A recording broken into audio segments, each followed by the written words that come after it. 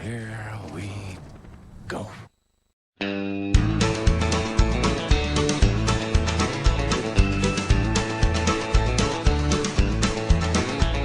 Well, I went down to the Grundy County auction where I saw something I just had to have. My mind told me I should proceed with caution, but my heart said go ahead and make a bid on that.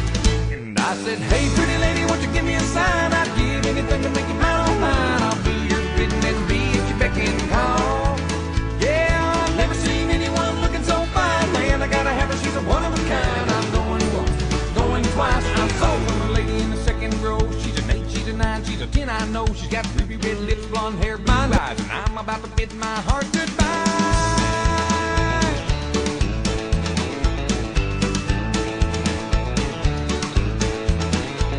Well, the auctioneer was going about a mile a minute. He was taking bids and calling them out loud. And I guess I was really getting in it, 'cause I just shouted out above the crowd. And I said, hey, pretty lady, won't you give me a sign? I'd give anything to make you mine on mine. I'll do your bidding and be at your beck and call. Yeah, I've never seen anyone looking so fine. Man, I gotta have her, she's a one of a kind. I'm going once, going twice. I'm sold on the lady in a long black dress. Well, she won my heart, it was no contest. With a ruby red lips, blonde hair, blue eyes. Well, I'm about to bid my heart goodbye. Yeah, we found love on the auction block, and I hauled her heart away. Now we still love to laugh about the way we met that day when I said, hey, pretty lady, won't you give me a sign? I'd give anything to make you mine on mine. I'll do your bidding and be at your beck and call. Yeah, I've never seen anyone looking so fine. Man, I gotta have her, she's a one of a kind. I'm going once, going twice. I'm sold on the lady in the second row. She's an 8, she's a 9, she's a 10, I know. She's got ruby red lips, blonde hair, blue eyes, and I'm about to bid my heart goodbye.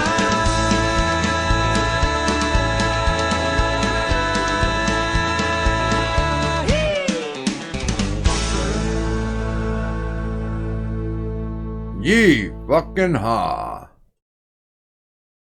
There you go. Little tune from the 90s by John Michael Montgomery, Sold. The Grundy County Auction Incident. That takes me back a little bit. I tell you.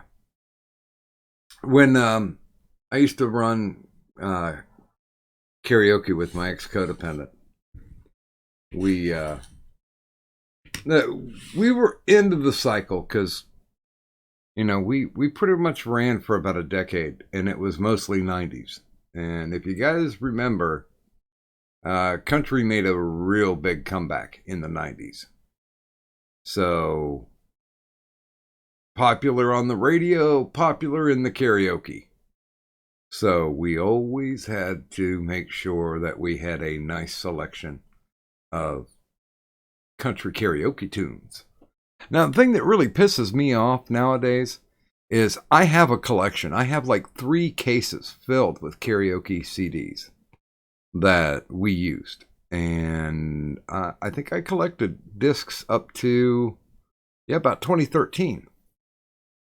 So I had music that went all the way from the 20s up to, well, at that time it was present time, 2013, 2014. And now you just go to a bar and somebody's got their laptop and they paid for a subscription and they've got like 50,000 songs that you can pull from. Legitimately anything you can think of, they can just type in. It's like, oh yeah, we got that.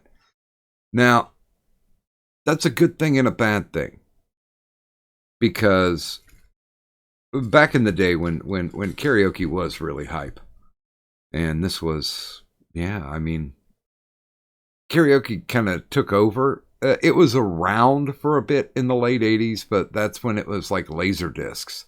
And people really found no use for laser discs other than if they were doing karaoke. So it wasn't cost efficient. But when they changed over to CDs, oh my.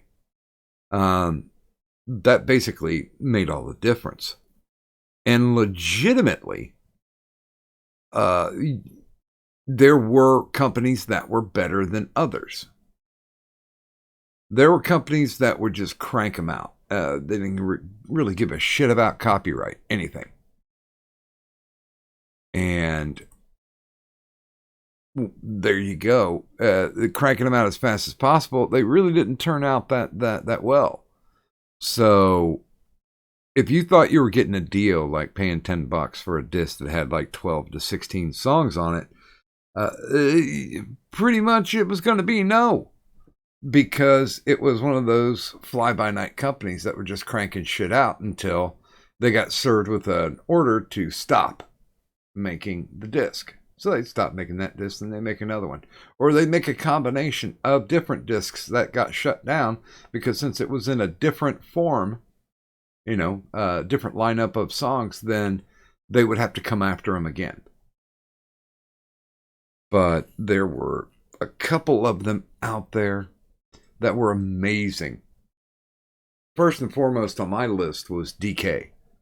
DK Karaoke. Best set out there. And still today, fetches a very, very high price. They made 100 discs. And that's the one that all KJs clamored after.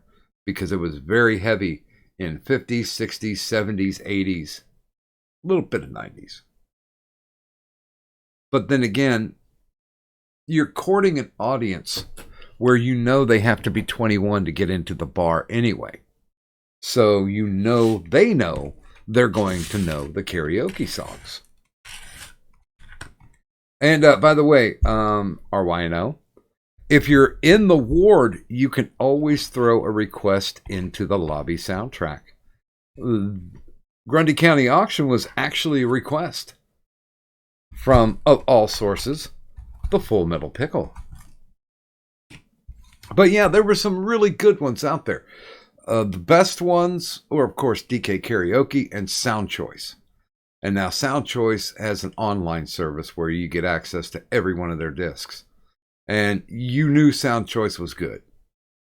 Sound Choice used studio musicians, used studio backup singers. So these people would make a little bit of change, but these were actual people in the industry. And their discs were far and above the best. Although they did get sued on one. There's only one disc that they ever got served and said that they weren't allowed to do, which was the Rocky Horror motion picture disc. They were not, they apparently had got some tentative agreement to it. They put the disc out and then all of a sudden the movie studio, which was Fox, slammed the door on it and said, no, you didn't have the rights to it. We didn't agree to this. Now, I still have a copy of that disc. And I know years later, like a decade later, Fox backed off. And so that disc exists out there. But here's the point I'm getting to. When you do the karaoke thing and you go up to a DJ who's got it on a laptop, you have no idea what version they're going to be playing for you. Unless you're kind of a karaoke geek like myself and you're in the know and you go up and say, hey, I want to do Baby Got Back, but I want to do the DK version. Or I want to do Kiss and Say Goodbye and I want to do the Sunfly edition. By the way, Sunfly is another good one. That's from across the pond. That's the British, that was the British equivalent to Sound Choice. They were really good. They had some very, very odd choices. But then again, it's Britain. So take the good with the bad there. I'm going to light this cigarette. And I'm going to take a look to see if I have somebody hanging out with me. I heard an echo. So there's got to be a cadunt lurking. I I have it on push to talk as a just in case factor, but yeah, like I've been here for a while, Doc. I've just been letting you do your thing, Was you I know. By the way, huh? was I boring or what? No, no, well, not to me anyway. Like, mind you, I don't know like all of the karaoke jargon because you're sprechen the English, and all that jazz, but like, Sprechen no, Sie Lingeri? sprechen the English. But yeah, no. Uh, happy Black Hearts Day to everybody. Oh, Happy, yeah, I yeah, forgot. happy Chocolate Day. That's all I'm saying. I'm waiting until tomorrow. You have no idea. Like, I have like $3 that I have set aside specifically for tomorrow when all of these Valentine's chocolates go on sale, which is like my favorite part of the holiday. But I did already get asked to be somebody's Valentine, so I'm cool with that. I hate to say it, but um, I don't know. I think we might do a little Valentining. Now, Uh, see, all I know about Valentine's Day is that uh, it's stupid. Well, the last time I actually truly celebrated it was when I was 16. So I don't really care about it. Sorry, not uh, sorry. But like I'm so much more excited for tomorrow after Valentine's Day is over because the shopping is gonna happen. I may only have $3, but that can go a long fucking way well, when it comes to cheap chocolate. let me also advise on this because I used to be a really damn good clearance shopper. If you give, because there's really no big holiday that's coming right after Valentine's Day. The closest is Easter, right? So, no, well, St. Patrick's Day, but that's not like a gift giving holiday. So, my advice is if you've got a CVS around you, or if you've got Walgreens around you, around they automatically it takes them like the first week after the holiday and they'll do a 25% off. But if you wait 2 weeks, it goes 50% off. And if you wait for the third week, it goes to 75. And especially if it's edibles, things that you can eat, not that have THC in them, they will get as high as 90% off. But that's rolling the dice because you end up with like shit that nobody really wants. You know, like the little Bean Mine candy hearts that just taste like pressed out sugar. That's Yep. the shit that's kind of left after 3 weeks. Oh yeah, no, no, no. It's the same with Halloween too. I have a Walgreens like right across the street from me, Mm-hmm. so every holiday I know like just wait a little bit longer, just wait a little bit longer, just and usually around the 75% off, Yeah. like around the third week after is when I'm good to go.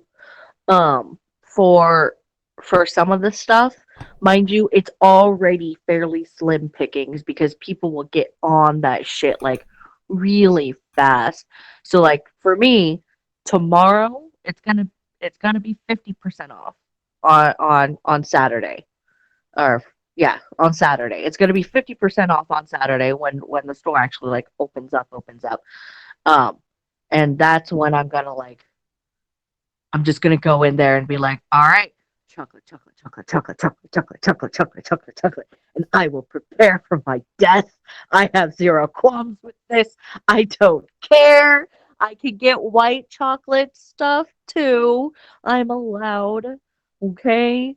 I just have to be really careful with milk chocolate and excessively careful with dark chocolate if it's 90% or more cocoa, if it's 70% or more.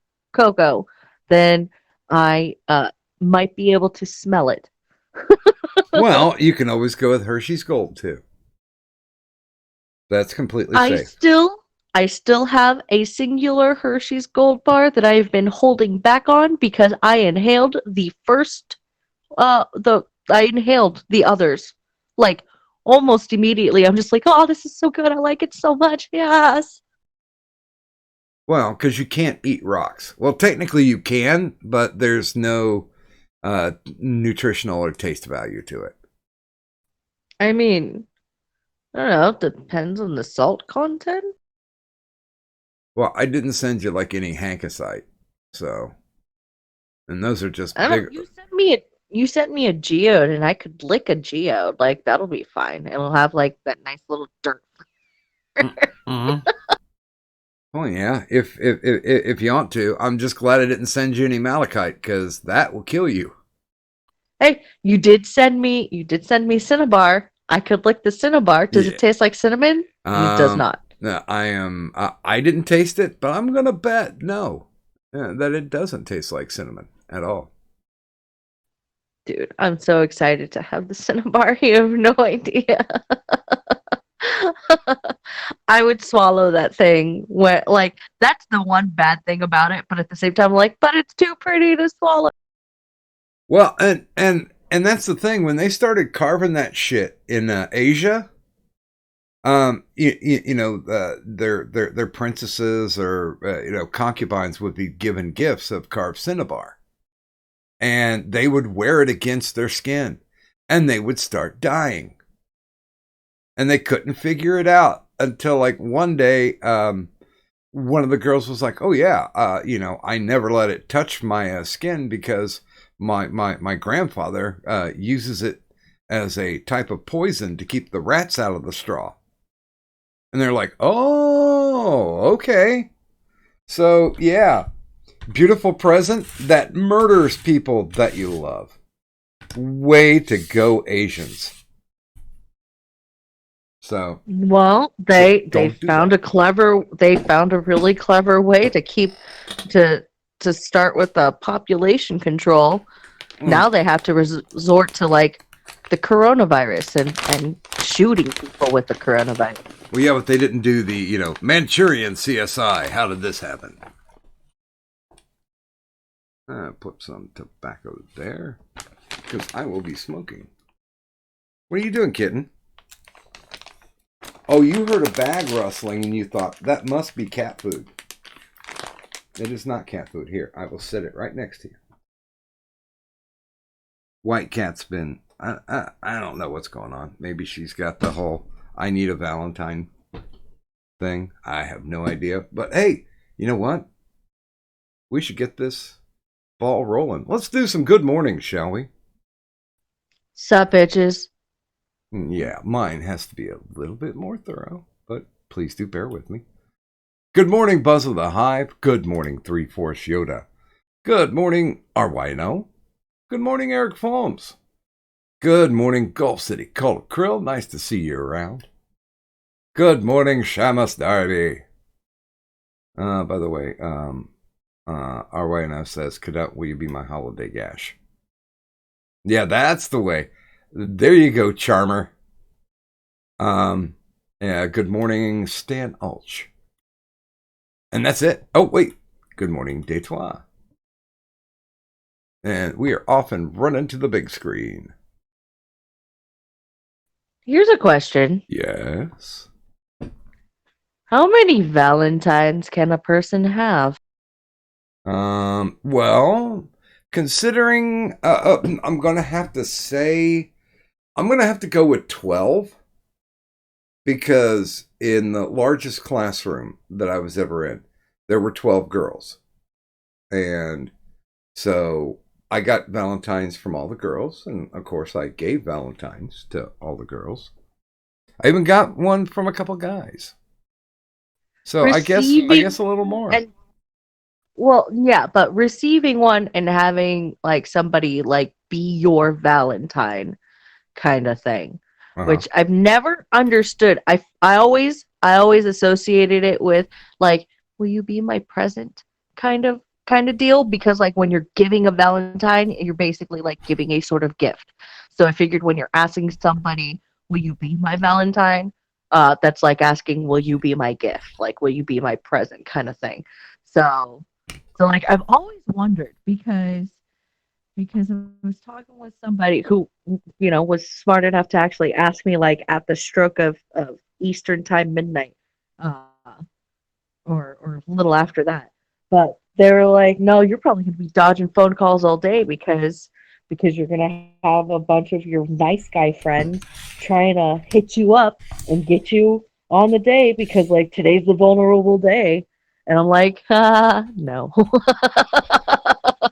Why do I keep hearing in my head just the butthead doing the hey baby. That's, you know what? That's almost what it's like sometimes.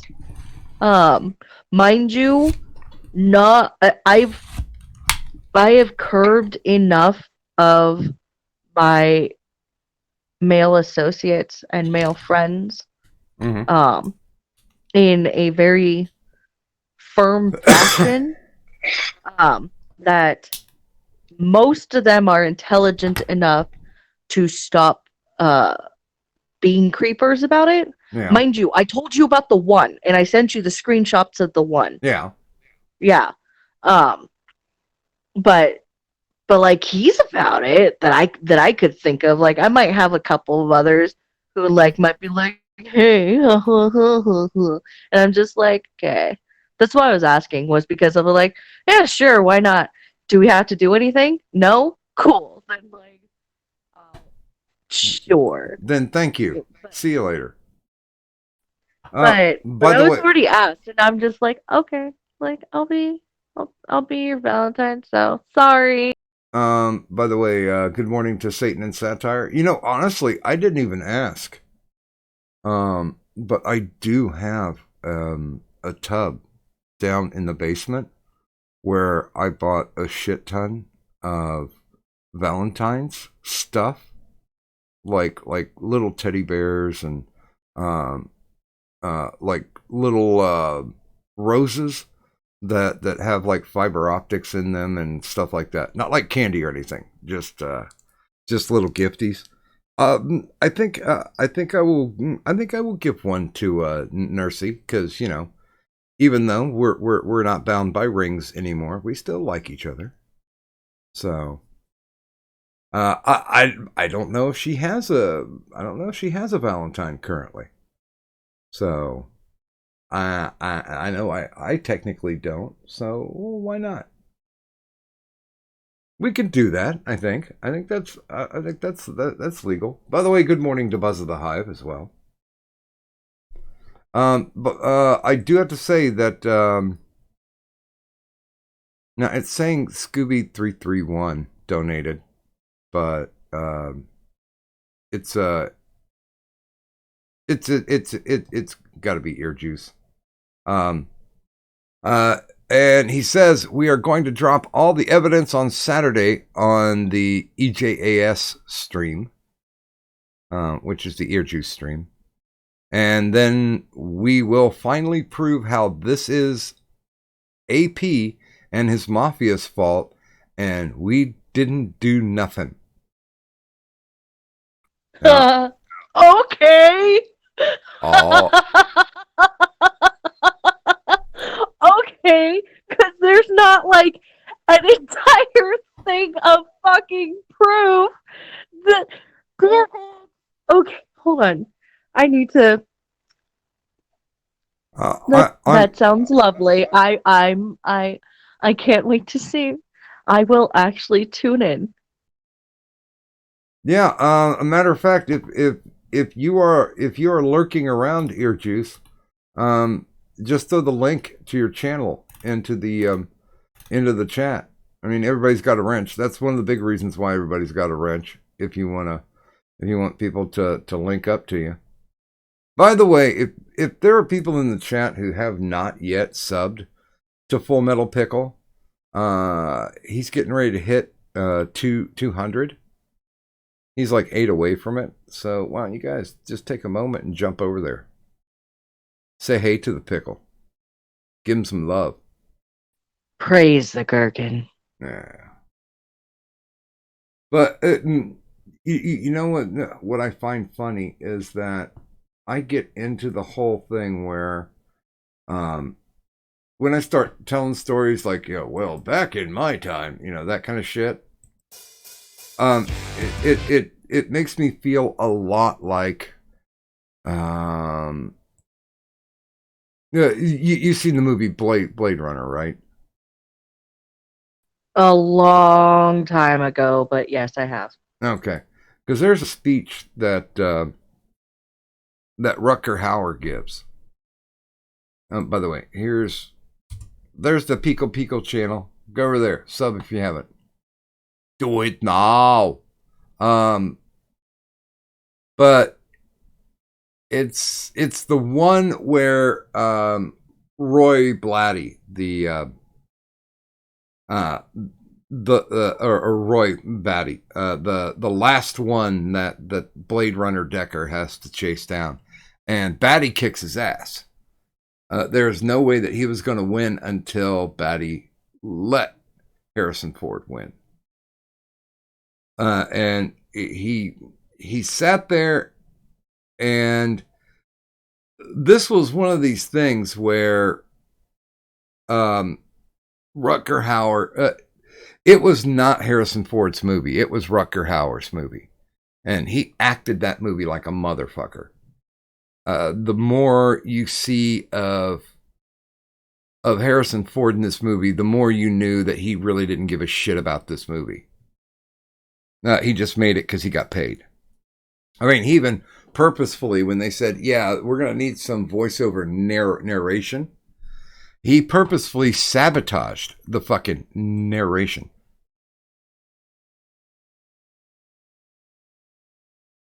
Purposefully sabotaged it. And yeah, they still went ahead and used it in the U.S. But bear with me here for just a second. Oh, god damn it! Wrong tool. Wong Ho. But he had a speech at the end. And I'm doing something that my co-host asked me to do. So there it is. Yeah, thank you. Would you be opposed to me sharing? Who are you sharing it with? I was gonna go to a temple. Oh, okay. Oh, yeah. I mean, if you want. And thank you. And so, by the way, thanks for the $2 dono. Good morning, Chop Top Nada. Okay, I'm just making sure that I'm. But anyway, the speech, where and this is admittedly he knew, Roy Batty knew he was dying, and he just stopped and did some reflection. He's yeah, I got it in front of me. I've seen things you people wouldn't believe. Attack ships on fire off the shoulder of Orion. I watched sea beams glitter in the dark near the Tannhauser gates. All those moments will be lost in time, like tears in rain. And then he dies. So every time, like, I'm relating these stories, I feel like, all these old life experiences, all these little quirky things that have ever happened, it always makes me feel like that they're not getting lost in rain. Makes me feel good.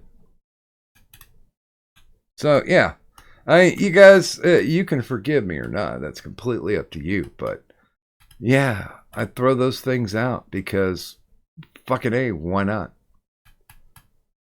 there's little stories, little quirks, things you guys may or may not have known. I mean, we do have people out there that I was born way before and had experiences that you guys will never be able to get, like actually like paying for long distance, like when you had a phone that hooked up to the wall and you had to dial and they charged you per minute for the long distance.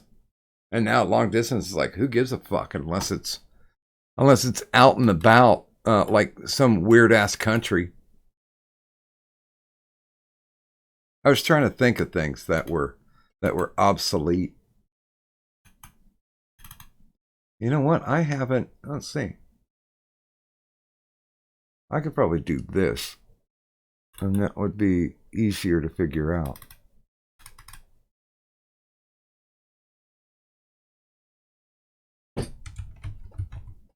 I have no idea what he's trying to figure out. I don't know. I apologize to everybody. By the way, if anybody would like to join in the stream tonight, feel free to hop in the waiting room, and I am attempting to pay attention. Mind you, I'm using push to talk, so I kind of have to pay attention. I'm hoping that push to talk will help with the whole fading issue. That's me literally like waving my phone around. So I have no idea or clue why. Hey, by the way, speaking of, talking about making bank, I think I could really take somebody out and show them a good time with a Valentine's dinner because I got my payoff from TeePublic today. Are you ready? Do I need to do a drum roll?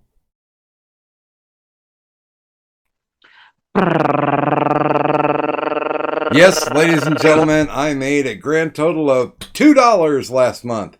Woo! Woo! That will go down on my permanent record. What do you want, Cat? Really? You were just happy to get out from under the desk. Good God. That's the one thing that I won't miss. Having them trip all over the...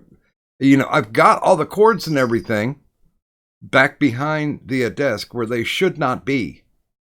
But for some reason, like when Grimmett was younger, she used to love to sleep next to oh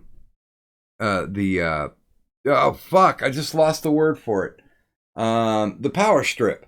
She used to love to sleep next to the power strip.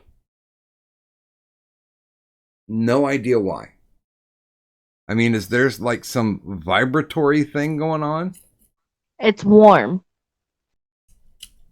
Well, I mean, mine always has like the circuit breaker in it, so you can kind of flip it. Let's see. Willie Cogley, good morning, and he is saying not drunk. Okay. Usually when people say not drunk, they've been drinking. Just saying. So, not starting off. Hey, oh, fuck. I forgot to explain things. By the way, tonight is night number 4 for Gulf City Outlaw as the Intergender Champion of the World. And of course, now he's already in the Hall of the Immortals. If you take a look at the awesome little graphic there up at the top right. We do have 5 in the Hall of the Immortals. And of course, Turish is our GOAT, the greatest of all time. He is also a two-time immortal. And I'm guessing that's what Outlaw is going for. Now, how you get to become a member of the Hall of the Immortals is, of course, you got to have 9 consecutive shows where you're holding the belt. As long as you hold that belt for 9 consecutive shows, you get to join the Hall of the Immortals. And I did say he's on day 4, right? Yeah, he's on day 4. So there you go. And good luck, of course. Now, My favorite thing to do that we've been doing lately is, if you take a look at the graphic that's just underneath the Hall of the Immortals, that is our audience participation prize. And that prize is, this week, the prize is an Insomnia Ramble Saint shirt in 2X. Don't ask me for a specific, because you're not going to get it. It's a 2X. If you're that skinny, you can wear it as a nightshirt. But as far as anything else, there you go. You know, you can get, you can revisit the 80s. You know, get one of those big, wide leather belts and wear it like a skirt if you're incredibly petite. There we go. By the way, I'm trying to augment my fiber because I almost shit myself to death today. We don't know what it is, but everybody got hit at the same time. And yesterday the kid made burgers for us. The day before that, I did the pork thing. But you would think if it was the pork thing, that it would automatically hit you the very next day. Oh, sorry guys, I kind of got off on a tangent there. So there are 3 ways that you can enter the audience appreciation drawing. The first way is, of course, if you're an enabler over there on my Patreon, if you give me money monthly for booze, then you automatically get a drawing in every single drawing that we do. And I'm not going to show you. I got a box full of custom merch that we're going to be giving away as a thank you to everybody who shows up, everybody who patronizes the IRS, giving a little bit of good something back to you. Now, if you guys want to take a look and see some of the other stuff that we've given away so far, go ahead and check it out. On the ward, there is a place in the announcements called Audience Appreciation. Take a look in there. That'll show you some of the gear that you can actually win. So, woo! Now, the second way to do this, where you can enter, if you drop $5 or more, for it, if you don't know, to the IRS, $5 or more, you get an entry there. And the bestest way, not that we don't appreciate the money, but the bestest way is if you can earn it for free, because I love the phrase "that pays" gimmick. Now, if you're in the ward, you already know we post it there. We do say it on some of our friends' chats, and of course on their streams. Sometimes we put it out on their Twitters, and sometimes we list it in other places. But it's completely up to you to be able to find that. And when we actually say the phrase "that pays," then you will be able to send us a DM with the phrase "that pays." And then, because I'm not going to tell you what it is, but either Cadunt or I will say it. And when we do say it, just send us a DM either on der Twitters or in the Discord, das Discord, and we will get you entered in. Now, the drawing is going to be held tomorrow. At the end of the show tomorrow is when we'll be doing the drawing. So keep your eye open. Take the freebies where you can get them. We haven't had anybody double up yet, so I'm kind of looking forward to seeing what's going to be a happenings. Call of Krill, thank you, sir. Donated 20 and said, "Outlaw pisses me off. He is a bully that tries to get me subs." Well, I will not say that if you want to sub to Call of Krill, you can legitimately just make those 3 dots appear where his name is in the chat and go to his channel and sub. I will not say that. But I will say thank you. We appreciate you. I'll say it. Go do the thing. Do it. Do the thing. Come on, you know you wanna. Go do All the cool thing. kids are doing it. Go subscribe. Come on, become a sub. Mm.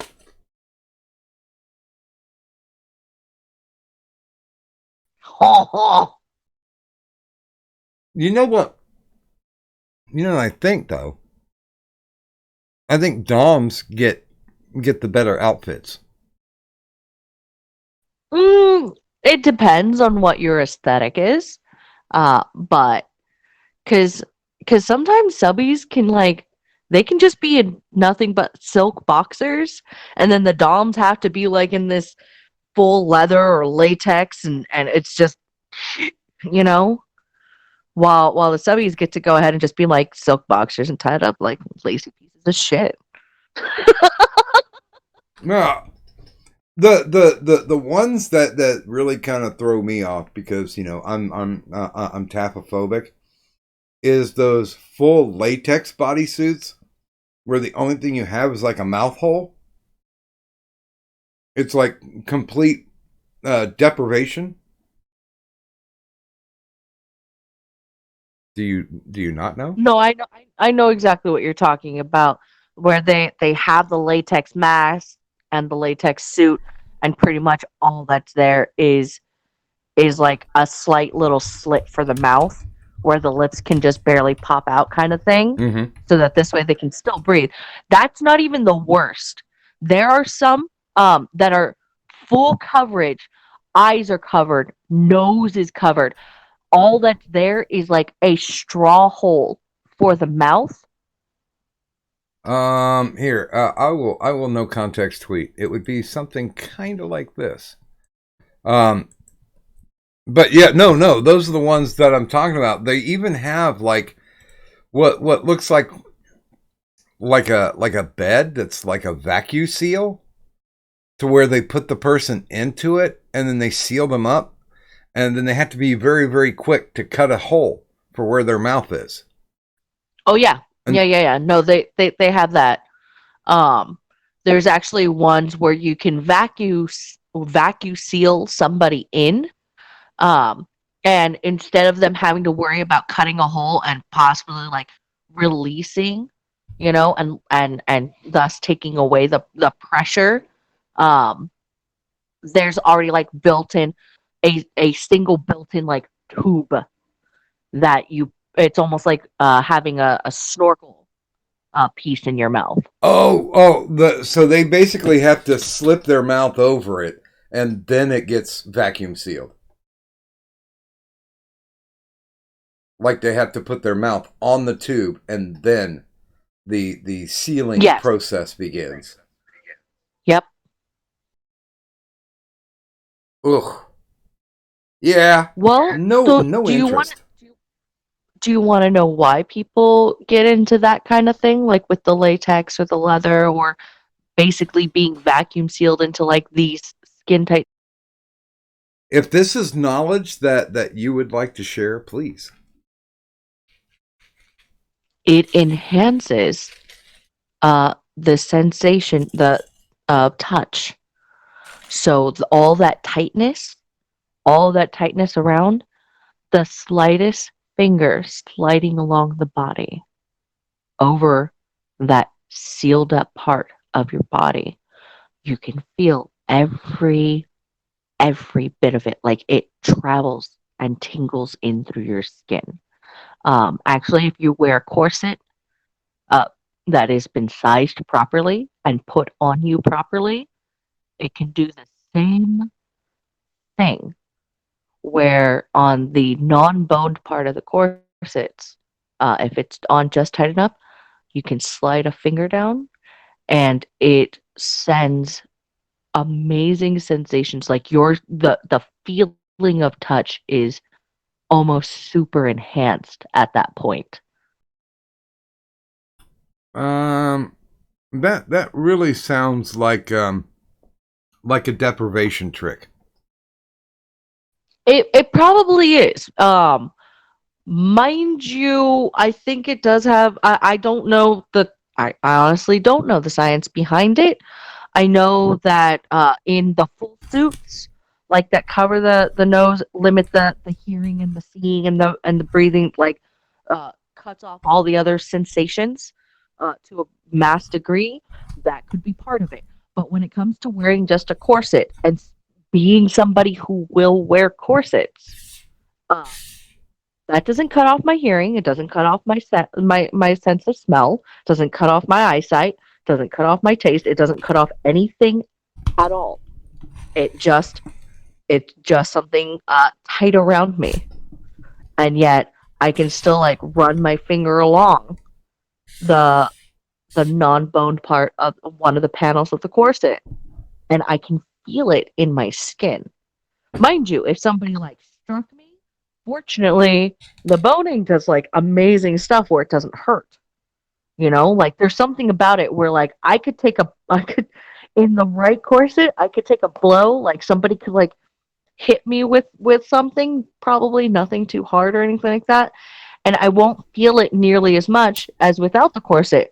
But if they stroke, like if they caress a finger along like one of the paneling, like on the side of my body, uh, all of a sudden, like it's as if I'm in winter because my skin just lights, you know.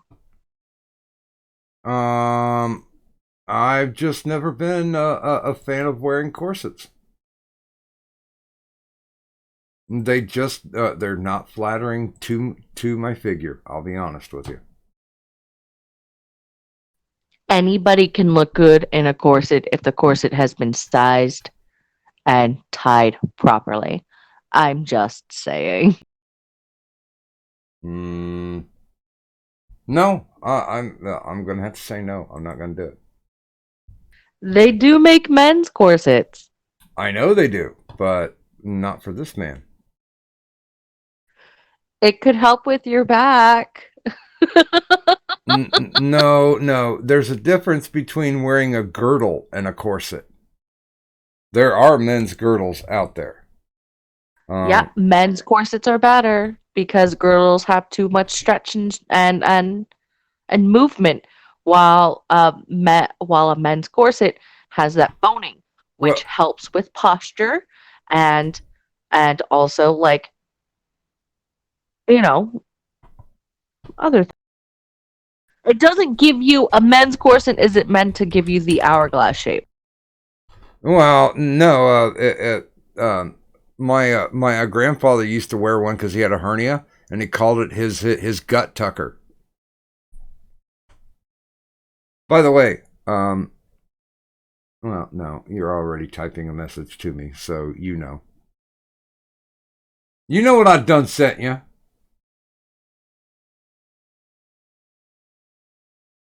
There we go. Okay. Put that screen down. Put that screen down. But one thing that um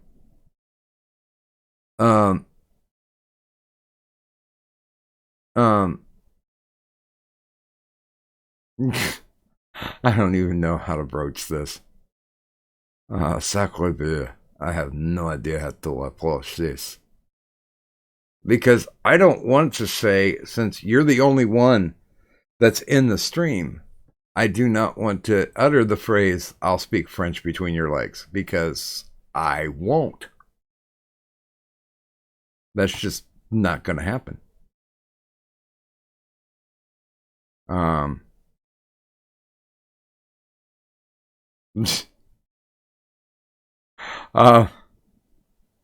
But Kadan, if you had a thought about that, what would the hottest thing that a Frenchman could say to you during sex?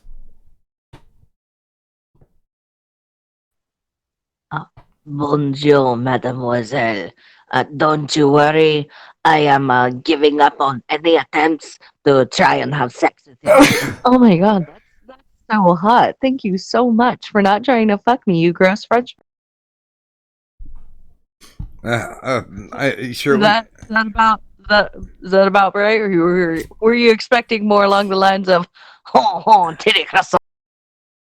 You cut yourself off. Of course I did. Because I'm trying to use push to talk in hopes to A, cancel out the more likelihood of echo, and B, see if it maybe helps with the whole fading out issue. No, not really. It's not helping? No, not really. Fuck this. I'm getting off push to talk then. Fuck. There you go.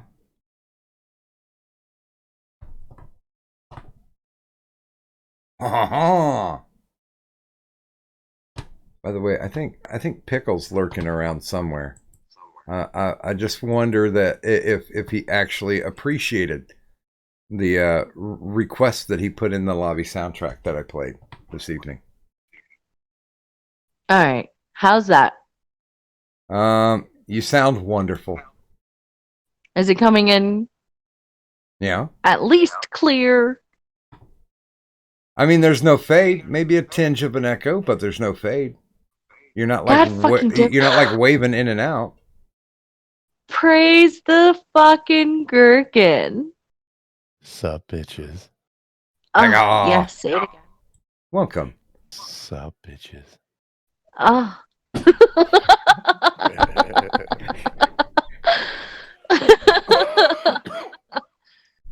Oh, good. Bonjour, Monsieur Pickle. Comment allez-vous? What would you like to hear a Frenchman say to you in the bedroom? Oh. Zut alors. I want to know why there's a Frenchman in my bedroom. Tiity Croissants. Oh. Oh. I kind of wish Ichabod were here. He was having a fucking blast with that shit too. Uh-huh. Doc, I did appreciate the song. I did not expect that was the one you were going to pick. I've been trying because I've been getting harangued a lot lately by a certain Sir Adamantine about short songs, and I'm like, wait a minute, I know this song is short. Yeah. So, It's also a very, very good song too. Yeah, it's a fun song. I like it a lot. You know what song I got in my head earlier today, Doc? No, I don't. He is a motherfucking pterodactyl. He will tear you a new asshole. Okay, it just so barely rhymes. So like I play D&D, right? I'm actually running a campaign, and one of my players, he decided to make this shapeshifter, and one of the shapes he can take just so happens to be Wait, like a kind of dinosaur. Wait, I got to do this so I can duck out for about a minute or two. But Turish dropped $20. Thank you, sir, and said, "While Turish is away, the AI will play." Oh, thank you, Tersh's AI. Hey, Tersh's AI, you let me know if you need my PayPal because because I would like for Tersh's AI to randomly send me money. Oh, and by the way, with that dono, Turish has now become the new intergender champion. Woo! Is he gonna go for a third run at being like the ultimate goat? It sounds like he's gonna Ric Flair this shit. 16-time champion. Okay, I'm gonna disappear. Go tell your story. I will be back in a few. Okay. Because I'm trying to kill myself by shitting myself to death. I'll be back. Please don't. That is a request.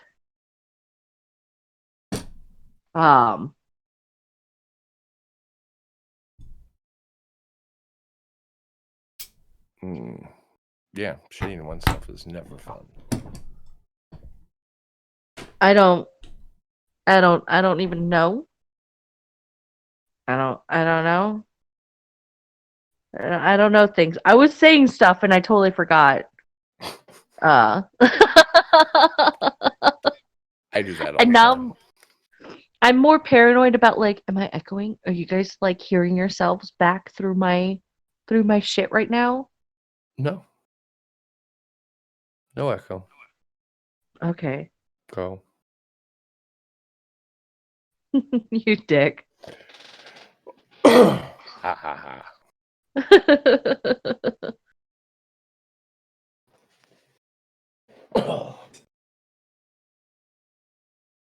I'm just over here playing a game, being a dork.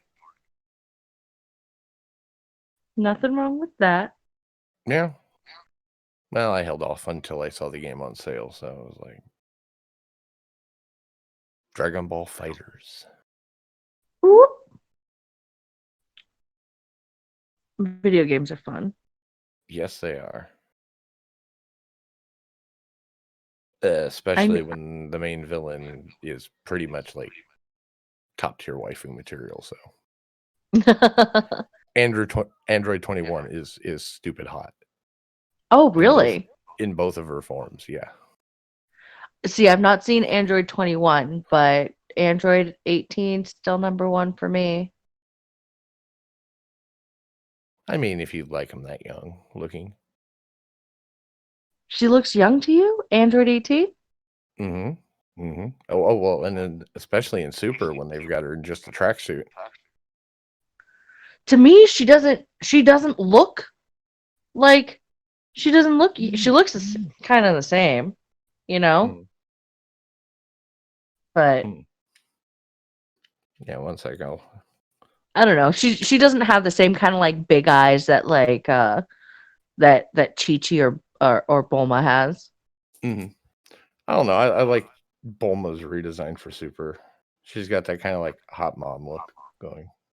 Yeah, they found a way to make her look a little more like an adult. And honestly, Just a little. Bulma was my least favorite character for the longest fucking time. For the longest time. But she has also had some of the best growth. You know, she This is went true. from like, This is true. you know, kind of skeevy, slutty little girl to like an actual adult woman.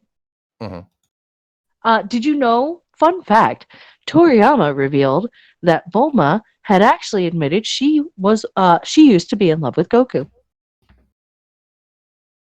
Sounds right. Yeah, which I was just like, all right, whatever you want to say. Like, when was this Toriyama? Because she's always been older than Goku, or at Well, least I just put in the general both of the forms of Android 21. okay. Let me go. Let me go take a look.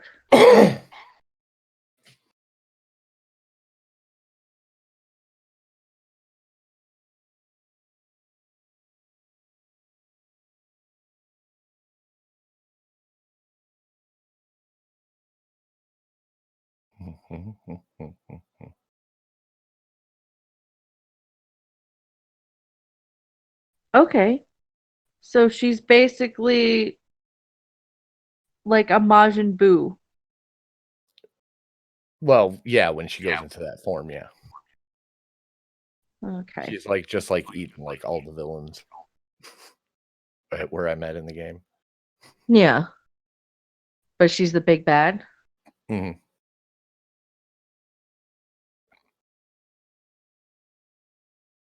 But just, I love the character design. Yeah, no, she looks good. I wish you had the ability to play background music because like Doc never does. And I've been trying to get him to do that. But he's like, nah. I'm like, Right. but Like Trippy like just changed up his background music that he was using because he was getting struck for it. For his old music. And I was yeah. like, dude, go into the YouTube libraries where you can get the fucking royalty free music to use in the background. That's what I did. That's smart. Yep, and you can even select whether you want to put the attribution into your shit or not. You can choose songs that you don't have to give the artist credit for. Yeah. I mean, I could always just have my TV playing random stuff in the background, but I know that can be distracting, especially because I watch a bunch of random shit. And I don't know. Is it possible to get struck for television show noises? It's possible if people have been struck for it. Oh, Willie Cogley is asking if Android 21, what season Android 21 is from. She's only in Dragon Ball Fighters. Okay. Yes, Rhino, I need more money for chocolate. Mostly I just need money to pay my bills. Yeah. It's to that time. I'm just shit. Well, I'm trying to cross my fingers to talk to my lawyers, because I had lawyers before and they did the first appeal and they got BTFO'd and just walked away from me. But the lawyers that took over said, yeah, this is the first filing that we're going to do. We're going to file the federal appeal. But now they're phrasing it like they did the groundwork for it initially, like they did the first hearing, and they were nowhere near the first hearing. So, and the rules change because they can get 20% or $6,000, whichever is less of the settlement. Now, if they have to go through a second step where they go through the federal filing, then they're saying that they get either 6,000 or 25%, whichever is greater. So instead of walking away with, I figured they'd walk away with like $6,000 out of my settlement. But if in fact it's true what they say, that no, the rules changed because we had to go federal. And it's it's the same goddamn thing. And you guys never even went to court at all. Never even went into a courtroom. You sent papers. That's all you did was send papers. And then when he was at the courthouse, he ran into the judge who was going to hear the case. And the judge was like, yeah, I'll do it. As long as he agrees to, cut out 4 weeks worth of the back pay. Is it 4 weeks or 4 months? I'm like, fuck yeah, I've been waiting 6 years. Agreed, done. So he legitimately, my lawyer never had to go into court at all. Not one time. The only thing they did was an appeal filing for the federal court. And then the federal court sent that fucking thing down and said, listen, you guys are being assholes. Give him his disability. I'm done with you guys. I don't want to see this fucking thing again. Or, I guess the metaphorical judge belt was coming off and some asses would be whooped. Right. So yeah, I'm going to call him and say, hey, listen, you guys basically did that one thing. And you didn't do the other thing. Because you're like, okay, we already put forth this effort to start the case. No, the case was already started. I literally handed it to you. So I'm going to see if they will keep up, because the original intern, I brought this up. And they said, well, yeah, we would count that as the first case, even if we have to start at federal, because all the groundwork's been laid. So, yeah, I don't want them taking like 17 grand. They can have like that 6 or 8, whatever it is, but good God, that is a lot of hookers and blow. A lot. Mm-hmm. And plus, we can buy the YouTuber warehouse. Or what's it called? I forget, Kadant. Communal house. Oh, that's really hippie. Yo, you know what? You can't fight my hippie vibes in this shit. But what I will say is good luck. It's hard to fight lawyers. Like they're just gonna be like, well, it's either that or, good luck trying to find another lawyer who won't rip you off and ream you up the ass for as much money as we can get. Right. Well, yeah, but the case is already and then decided. I'm just wondering if they're going to do the gentlemanly thing, since they told us that we would start off with the federal appeal, that they're going with the first level because they didn't have to do 2 levels of work, because the rules change when they have to do the secondary, the follow-up. Whereas their first action with me was what would be considered a secondary action, but they didn't have to take the first one. If that makes sense.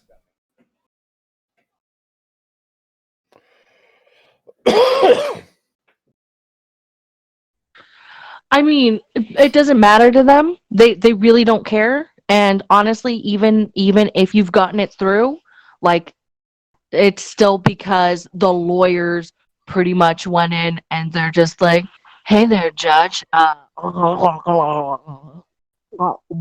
Sorry, I had to gobble that dick down really quick so that you'll listen to me and actually give this guy the money that he's deserved for the past 6 years." And he finally went to a lawyer who's going to ream him. So now we get to take whatever money we want, because whatever we can get is what we'll take. Well, yeah, I'm just trying to do the logical representation. Hey, if you guys would have gone, if you would have done the original filing and you would have then done the appeal, I would have to be cool with it, because that's the terms that we set up. And the paralegal that we spoke with said, well, no, this is our endpoint. So all this work has already been done. So the federal appeal is going to be our first interaction with the case. And I don't want to give them $17,000. Yeah, but they won't care. Like, straight up, they're not going to care. They'll take the highest amount that they can get away with taking. Whatever you agreed to allowing them to take is what they will take. Period. It's as simple as that. And if you want to try to fight it, like, you can, but at the same time, it will wind up being an even more expensive process. And you may even find yourself unable to get the money that's already been agreed for you to be getting, because it's your lawyers who are just like, oh yeah, he's got to get this money because we need to get paid. Yeah. And the moment you start being like, hey, why are you guys trying to get paid this much? They'll be like, oh, well, I guess since you want to argue how much we're going to get paid, we're not going to fight for you to be getting your money. Oh, no, it's said, it's done. As a matter of fact, they're out of the process now. Now that everything has been thumbs up and approved, I'm the one who's going to be getting the checks, and I'm the one who's going to have to walk in and count the cash out and give it to them. So they're waiting for the government to pay me so I can pay them. So the money's not going to be filtered through them. And I'm not going to be a dick about it. I'm just going to go, hey, when I first came in here, we had already presented the case in court and it got rejected. And the way that you had your setup was saying, hey, if we fight for you from the start, if it doesn't work for the first one, yeah, we're going to charge you more because we got to go to the second one. Well, they never had to do the first one. A complete other agency did that. So they already had that said, done, and out of the way. They had all that information. They had everything. Only thing that they had to do was refile everything that was done in the previous. So their job was legitimately easier. I mean, they didn't even have to go to actual court. It went to a federal judge. The federal judge looked it over and said, I don't even want this cluttering up my docket. Send it back down. Tell them to approve it. And that was pretty much it. These guys didn't spend a single minute in an actual fucking courtroom on my behalf. And they're still going to get $8,000 out of it? Okay, I'm good with that. Take it. I've had to wait 6 years, but Jesus, man, you didn't spend a moment in fucking court and you want to pull, it's either going to be like 17 or 19 grand. I'm like, that's where I'm kind of balking at. And I'm going to try to see, there's probably not a single soul in that firm, but that's why they're lawyers. But I'm hoping to appeal to some type of rationality. I'm probably not going to get that either. But, you know, my only final excuse is, hey, guys, I got to live off this money for the rest of my life. So, you know, if you want to consider giving to a charity, then just don't fuck with me and try to rate me for as much money as possible.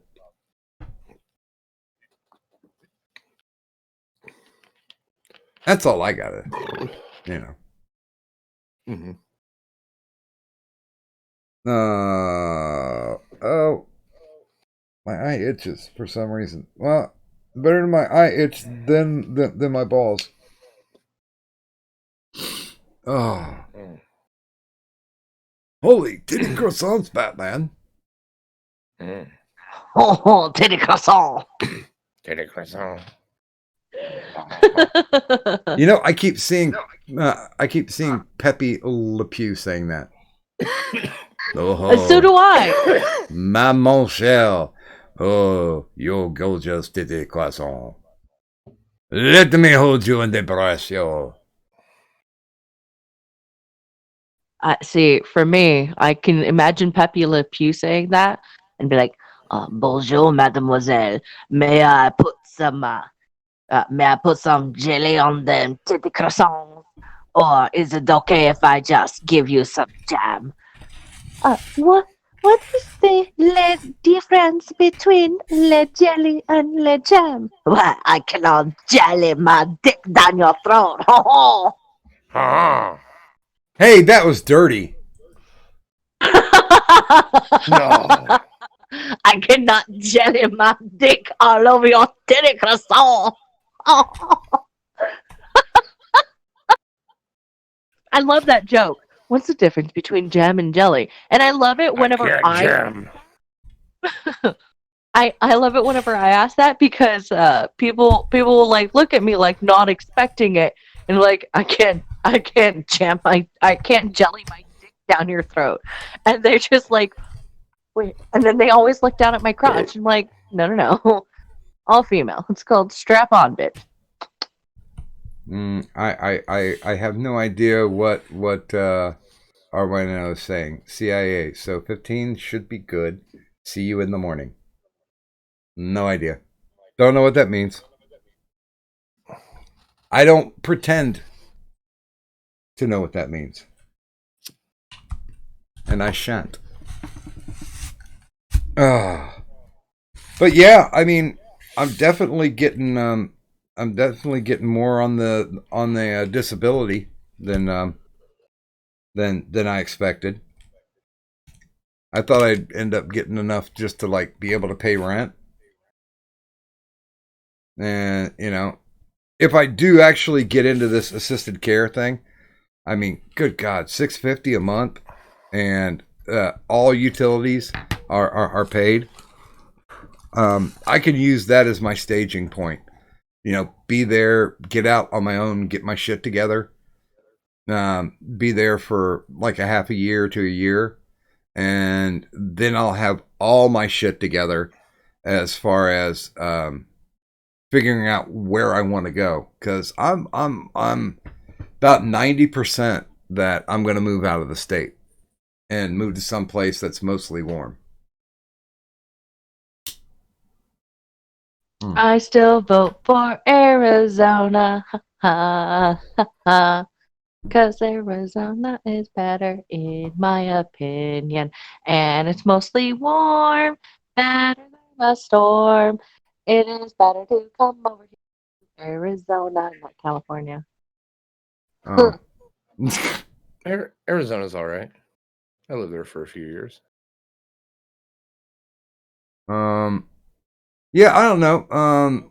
Arizona, New Mexico, Texas, and North Carolina are the ones that I'm seriously considering. Mm-hmm.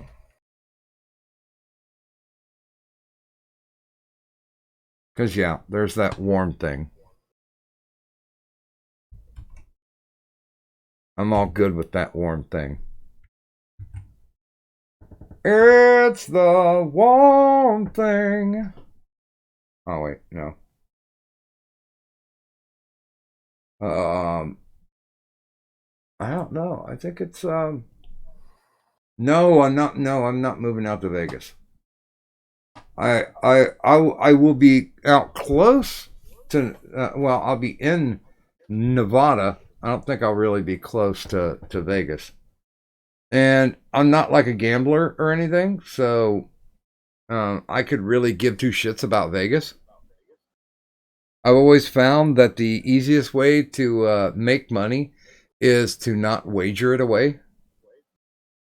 Although, before my bookie died, I used to have a $50 bet every year that the Saints were going to win the Super Bowl. I won one year, which pretty much covered all the years where I lost. And I'm like, you know what? I'm never going to do this again. I'm more than broke even. Yeah, because I do like $50 a year, and I ended up with how the wager was. I ended up with like $5,000. So I'm like, fucking A. I'm walking away. No, I'm not a fan of Vegas. Like almost everywhere else around, like in the Nevada area, that's not necessarily Vegas, seems fairly all right. But I'm still voting Arizona. I have reasons. Do it. It's closer. That's why. Do it. I'm being selfish. Fuck you. Do it. I think, I mean, it would be nice to work out because I got a cousin who lives around Flagstaff, and he's been telling me for years that cost of living's good, crime's not incredibly horrible.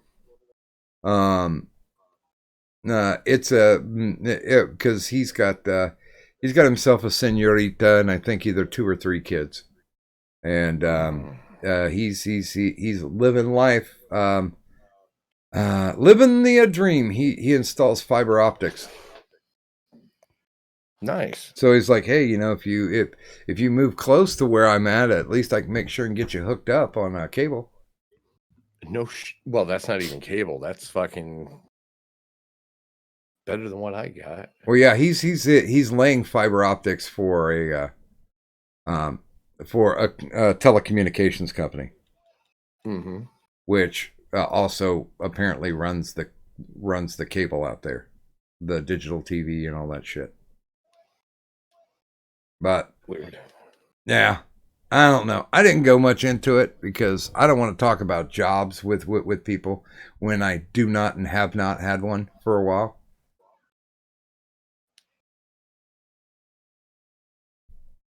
Although, yeah, I will be out visiting, what is it, Winnemucca, Nevada? Because that's where they've got the Virgin Valley, where you can mine opal. Although I think, and it's sad because it's going to be a good meetup point, but the mining in Nevada is fucking expensive.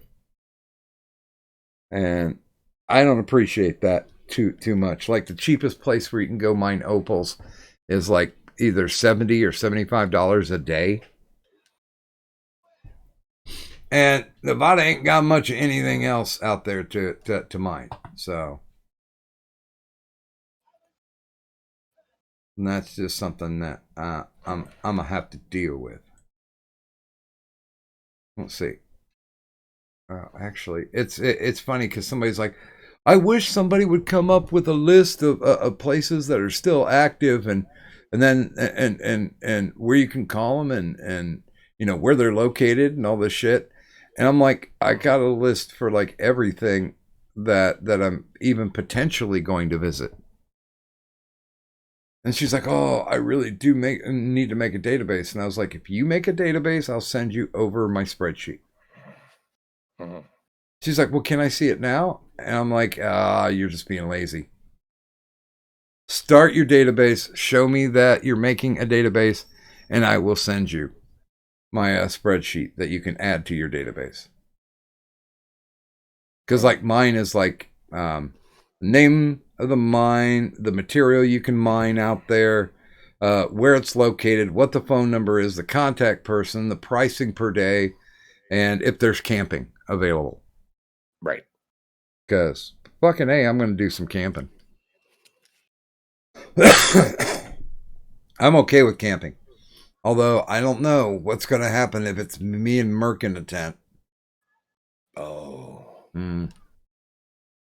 Now I'm greatly disturbed. I'm going to sleep with my booty hole facing the opposite direction. I will tell you that much. Mm-hmm. And no, we're not going to sleep like his feet up by my face. No, that's not going to happen either. It's just not sexy. But yeah, let's see. Nevada, yeah, the cheapest place is $70. And there is one place where it goes all the way up to $700. Huh. No. Not unless I'm sitting in a lawn chair with an umbrella over me, watching somebody dig for me. And I can walk away with, you know, a full 5-gallon bucket of fucking opals. Because people may like opals, and opals are pretty, but here's the deal with it. Opals are formed from wood, mostly, or tree roots.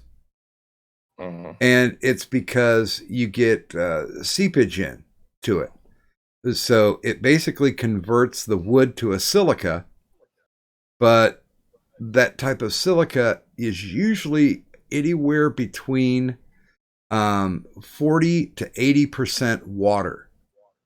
So what happens is you get them out of this ground and they dry out. They do something called crazing, which is cracking. They'll crack and break. So you actually have to use this other type of chemical to stabilize it. So opal can be a pain in the ass. Right. So not a fan. Yeah. No, not that opal. Aww. And not that cadopal either. Oh. Did you ever finish the quote unquote cadopal drawing that I did? Because I didn't know what to color it. I mean, I cleaned it up and everything, but I don't know what to color it. I mean, do we make that a red one? What do you mean a red one? Because it's going to be a mix of you and opal. Is it red skinned? It doesn't have to be that red skinned, but that's not a bad idea though. Like if I could get my computer working, I would have already like done it myself because like I got ideas. Because again, like the whole deal with the Kadant persona is that like basically like, I don't know, the skin can change colors. The only thing it doesn't go to is black, because black or brown, because I'm legal. Oh my. Well, No, but it's just one of those where, I don't know, whatever color will match. I sent you the picture of like what my hair color is right now. mm-hmm. I don't really care. That's one of the fun things about like Art. having the Cadunt characters. Like, you can like feel free to take creative license. You know? Well, because I was thinking with those shades of purple, and since Opal is usually seen in her avatar either as a shade of red or pasty white, that I didn't think pasty white would black hair. I don't think the pasty white would work so well. Mm-hmm. By the way, good morning to James Rollins. I can't remember the name of the place we camped in Nevada near the opal mines. I remember that at a small pond that people fished in. I don't know. I've got 3 different opal mines. The one that I'm thinking of going to is the Royal Peacock mine, because I spent like a half an hour talking to the wife of the owner, and they were real sweethearts. Cock. Yes, because if you're going to pee, you have to pee through your cock. Generally. Well, genitally. I see what I did there. There was something. There was something else we were going to talk about, and I forgot what the fuck it was. I wasn't Tiity Croissants? It was not, but we have talked about them, and they were delicious. I did watch a documentary. Now, okay, I may be behind a little bit, but I watched a documentary on John Kay, the guy who created Ren and Stimpy. Mm-hmm. Flat fucking pedo. I mean, that's weird. He was a full-on pedo. That's why he's not working in the industry anymore. And let's put on top of that, he was an asshole to work with. So not only are you a scumbag, but you're a double scumbag. He around when they were doing like Ren and Stimpy, and I forget what the name of his production company was. He invited a 14-year-old girl out there because she was an aspiring animator. Now, he dated her for like 3 or 4 years, and this was open in his fucking offices that they were dating and they were having sex. And he was taking pictures of her while they were having sex. And he was showing them around the offices. Oh. This was kind of like an open, dirty secret that nobody talked about. But everybody in the business, it was like, well, he's making us money, so we're just going to kind of turn a blind eye. And it's like, no, you do not turn a blind eye to that shit. Are you fucking crazy? And then when the girl got too old, he sent her back home, and then he recruited another 14-year-old to date.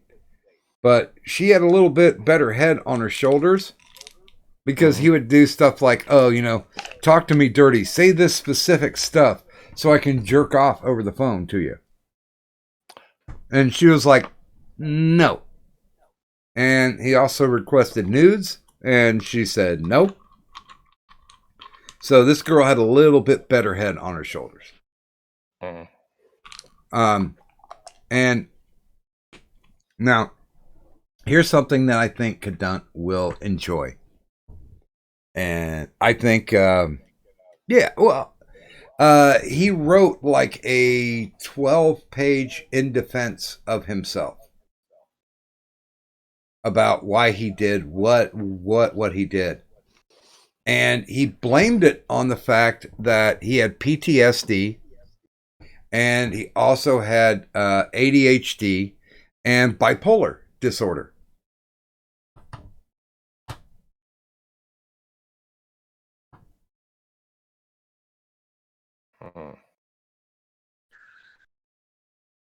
No, that's not how this works. That's not how this works. That's not how any of this works. No. Stop using, and I'm saying this to all people. Stop using mental detriments, you know, uh, mental effects. Stop using those as excuses for being a piece of shit. Oh, and that was one of the things. We only have 3 people in here, but Doc, one of the things I was going to ask you, what anti-vaxxers or MAPS? Because as far as I'm concerned, neither of them really care about children or the well-being of children, and one will purposely fuck over children or fuck children, and the other will just simply fuck over children. You're waving back and forth again. Fuck.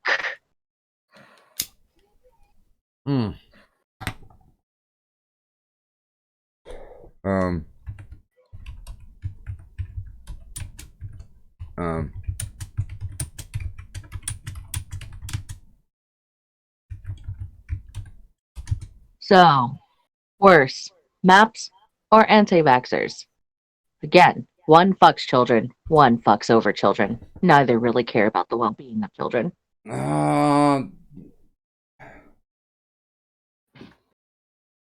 That's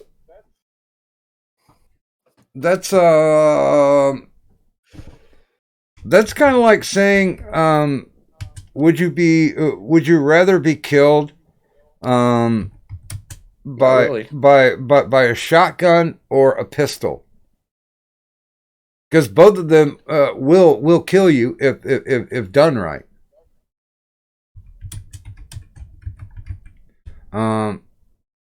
That's Jesus. If gun to my head, I had to pick MAPS because I think there's more of them out there.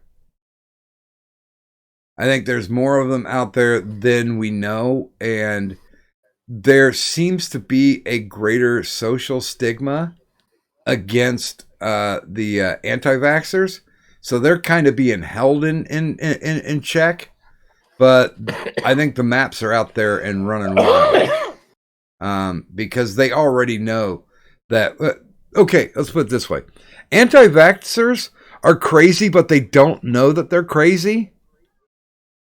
So that's almost forgivable, whereas MAPS know exactly what they're doing is wrong, and they still try to justify it legitimately in a sane way. And then when they get busted, they pull this shit like what's his name? John Kay did. Talk about, oh well, it's I live in a diseased world, and I have a bad mind, and I have ADHD, and I have PTSD, and I've been diagnosed as bipolar. By the way, you will enjoy this.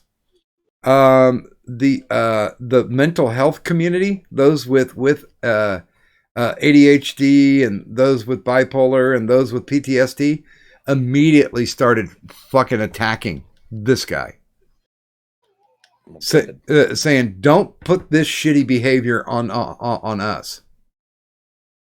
This isn't that, because they're trying to.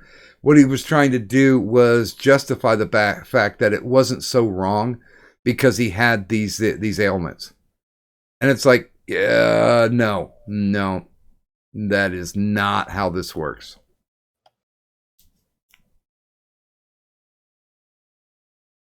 And then there was no cadet.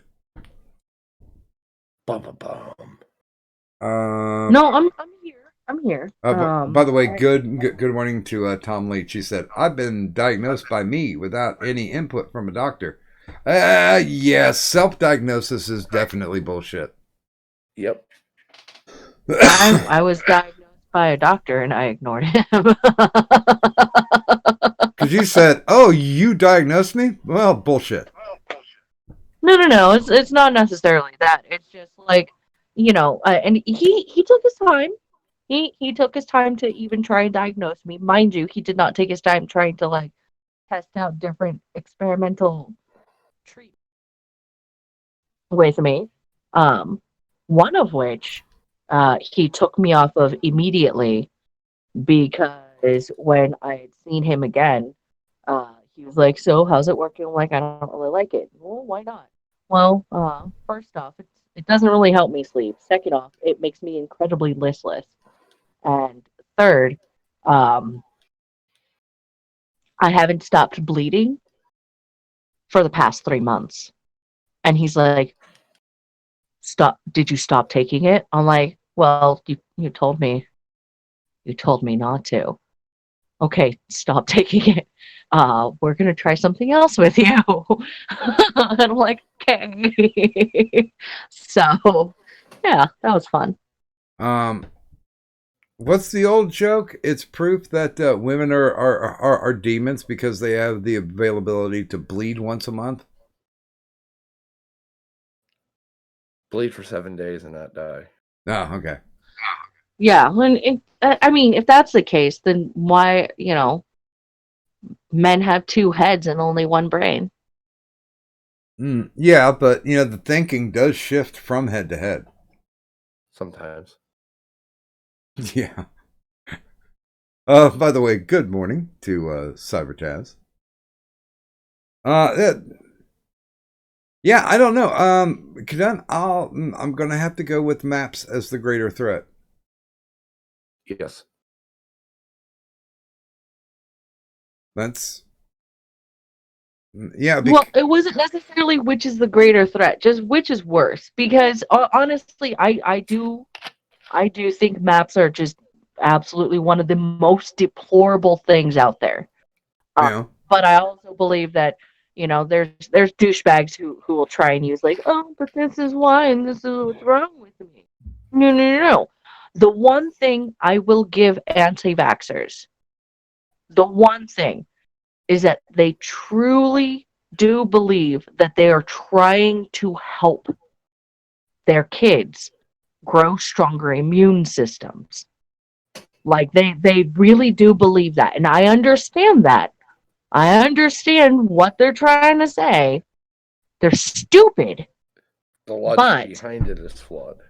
The logic behind it is incredibly flawed. In fact, I'd seen this one post before where an anti-vaxxer is like, "We shouldn't be giving kids vaccines.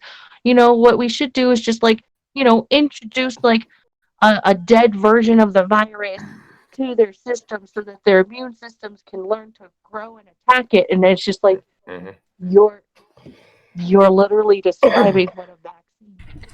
Well, like, you're literally describing what it is. That's what it is. As a kid in like first grade, you'd have to get in line and get those big old high pressure cannon shots that hit you with like 5 or 6 different vaccines at once. And they don't do it. They don't do them like that anymore. They haven't for a long time. Well, yeah, that's because I'm old. But there were mothers in the neighborhood used to have a party, like when one of their kids had chicken pox. The other mothers would get together and bring their kids over so they could try to get chicken pox as well. Yeah, they don't do that anymore either because chicken pox can lead to shingles later in life. I haven't had shingles. I'm pretty sure because nobody's ever diagnosed it. So. And speaking of sexy shingles, I mean, what's up, Watch? Hey, Pickle. Hey, Watch. Dude, you don't have sexy. Things. You don't have sexy shingles, do you? I don't have shingles and I'm not sexy, but I have no fucking idea what's going on. Well, Kadunt's question tonight is, which is worse, anti-vaxxers or MAPS?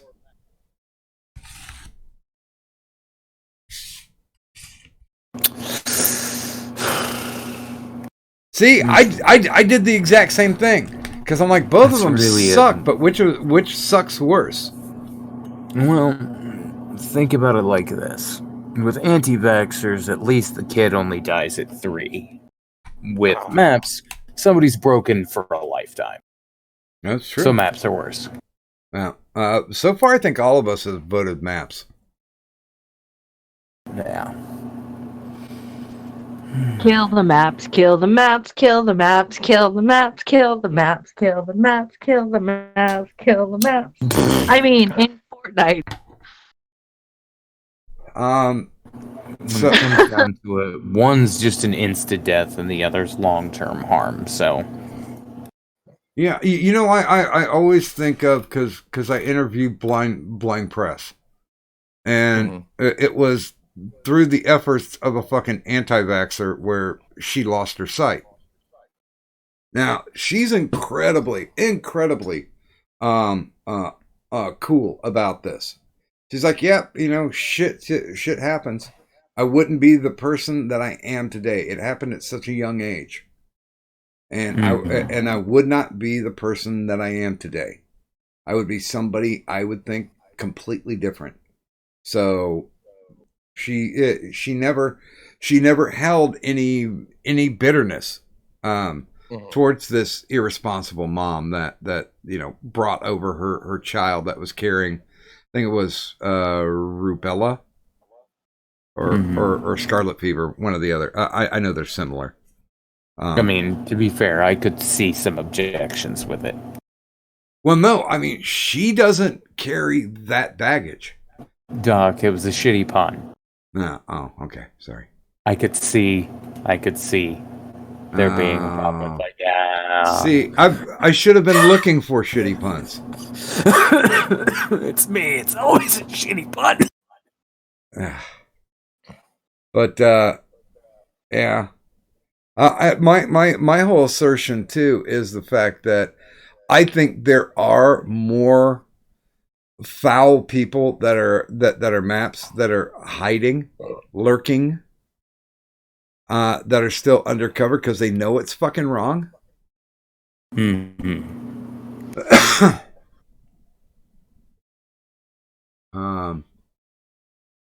No, because Tom, a map will basically what they try.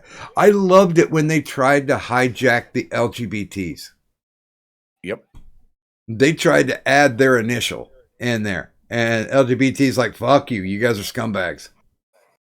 Because what they're doing is, you know, they're basically doing the NAMBLA route, where they're like, you know, it's okay to fuck kids. And they go through with it.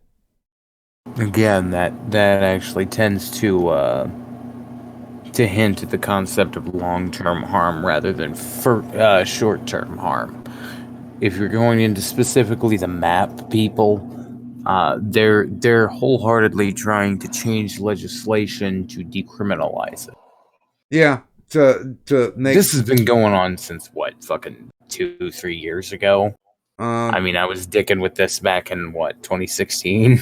Yeah, the child fuckers are trying to legislate child fucking. No, they'd started out as Heart Progress, and then they got hit by a bunch of people, including Lindsay from Queer Kids stuff, and then moved on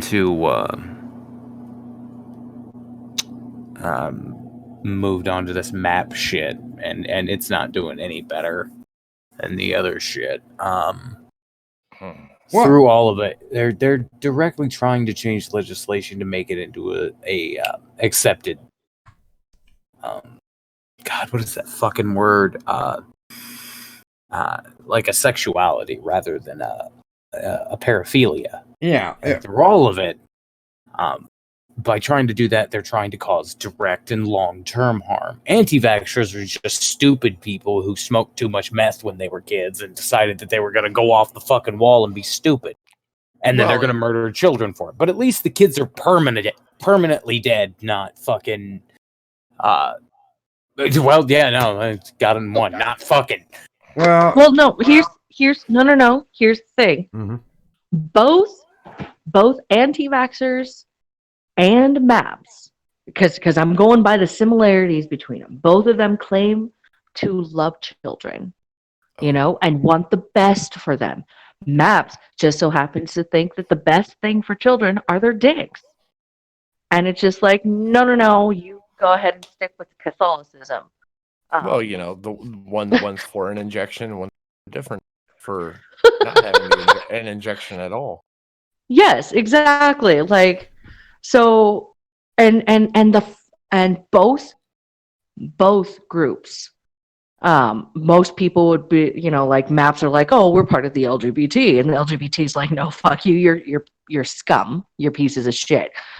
With anti-vaxxers, they're like, oh no, we're just like homeopathic kinds of people. No, us hippies are just like, nah, you're waving again. You're kind of cutting in and out and in and out. Really sure what the hell's going on. Goes in and out. Wait. Are you on push to talk or voice? What is the word? Voice. Voice activate. Okay, yeah. Try switching over to push to talk. I did earlier, and it was still the same fucking issue apparently, and it doesn't fucking matter. Just crank it all the way down. Music's alright. Face, God, fucking damn it, fucking fuck. By the way, James in the chat is asking if NAMBLA is real or just some repugnant troll attempt. No, it is real. NAMBLA the does North exist. American Man-Boy Love Association. That shit's been going along since. That's been around since the 60s. Yeah, the 60s. Yeah, NAMBLA's been around for a long fucking time. But I mean, normally it's not in, like, they don't do shit in the US, but they'll talk about it. It's fucking stupidity. Most of it centers around Mexico because, they were lawless down there for a while. And yeah, pretty much still are. And really, Tom Leach was saying, he didn't want to get into technical details, but our MAPS pedophiles, don't they just want the wrong things while anti-vaxxers do the wrong things? No, because if you give the MAP an opportunity to fuck a kid, they will fuck a kid. That's pretty blatant. If they have the ability to do it, they will. So, usually the thing that would keep them from doing so is the legal ramifications, which is why MAPS are worse than anti-vaxxers. Because while anti-vaxxers, again, will just murder their own children, I mean, and various children around them, MAPS want to change legislation to make it to where it's okay, effectively removing on a nationwide or at least statewide basis the punishments, which removes the only reason that they wouldn't go into contact with children. Well, and another parallel to it is the fact that usually the anti-vaxxers end up causing physical damage most of the time, whereas a MAP will not only cause physical damage, but even the worst kind, emotional damage. That's the kind of shit that you rarely recover from, if ever. Yeah. So, yeah, because I've always said, man, I would rather have somebody kick my ass than break my heart. I have to ask, did you already say the phrase thing? We might have. Why? Where the fuck did you get that? That combination of words. It's so random. That is a Cadunt thing. Cadunt, would you care to explain where you came up with the phrase that pays? Doc, just send him the picture. Okay. Oh, please. Okay.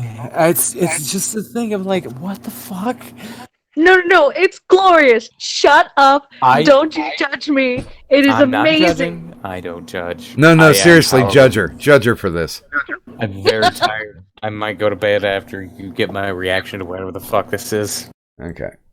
And I don't know why, but Cadunt always sends me, when she sends me stuff, it's like really teeny. And I'm an old man, and it's hard for me to read this shit. She's on a fucking phone. Yes. No, I mean, it's really teeny. Anyway, Fair enough. okay, there you are. And there, that's where she got it from. Okay, all right, let me take a look at this.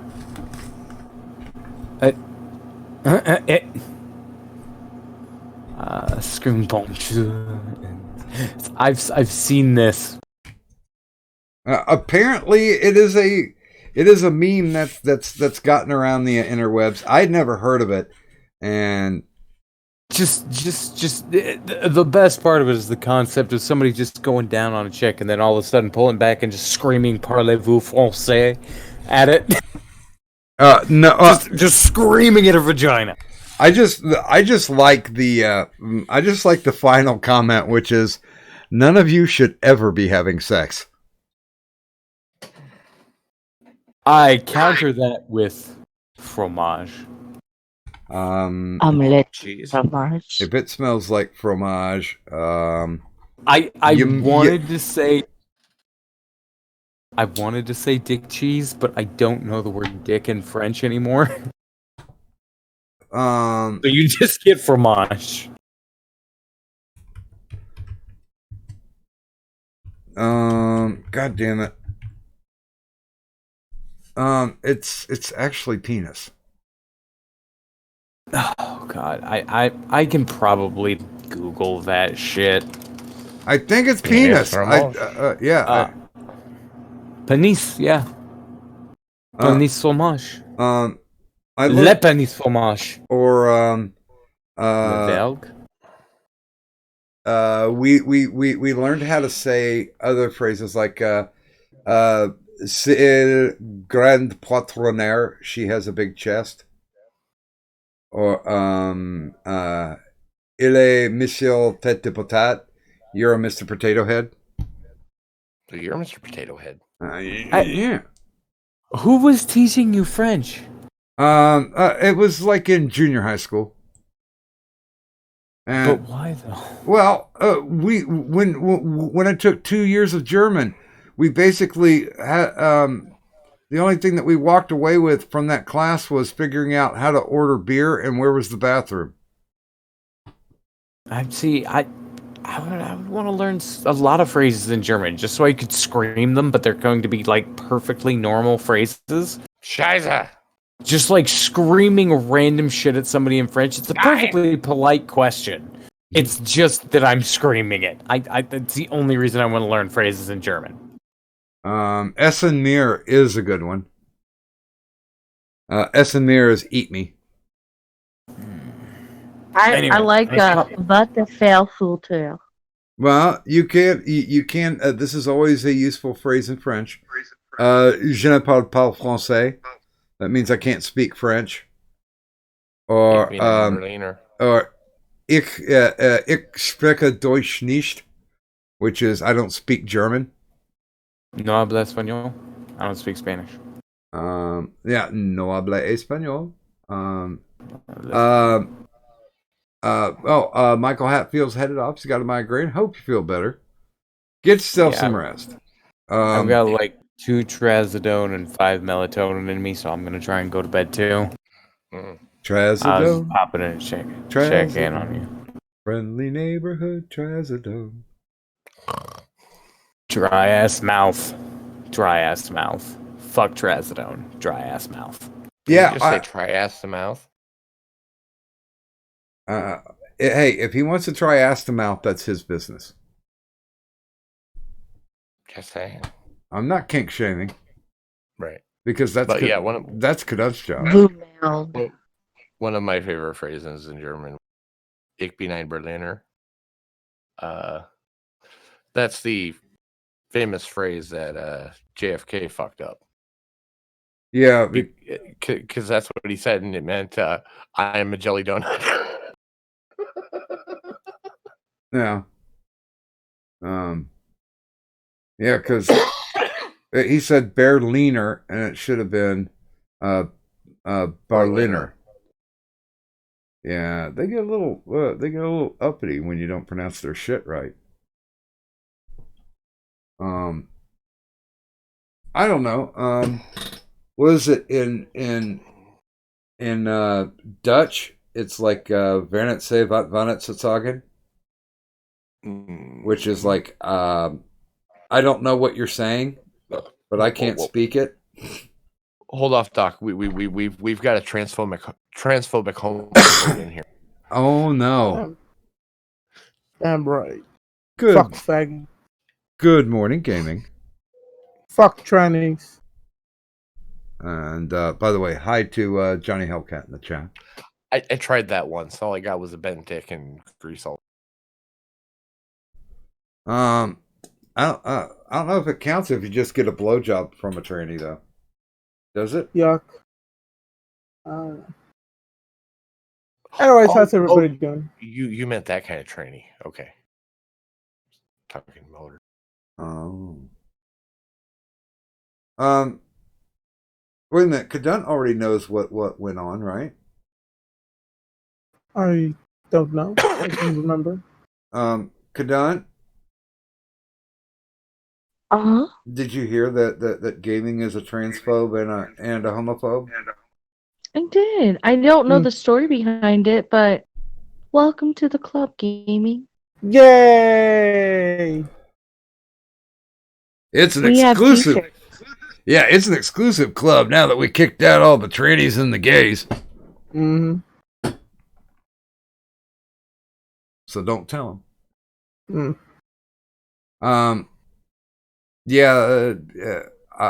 Just to start it started off with the whole Nyla Rose controversy. She's a wrestler in AEW, but she is the first transgender male to female. And you can take it from there because I'm going to go ahead and post a picture of that old sexy Nyla. Oh God, why, Doc? But is anyways, it like that? Is it like the episode of South Park? Actually, I think the South Park character looked way cuter. But basically, what happened is I used to follow a wrestler called Funny Bone, which I liked him. I mean, he's cool. I thought he was cool.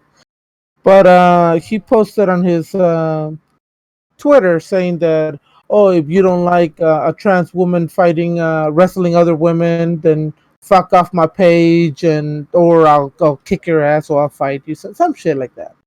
So basically, I replied, oh, I'm sorry to hear that. I guess it's goodbye, since I don't believe that trans women should compete versus real women.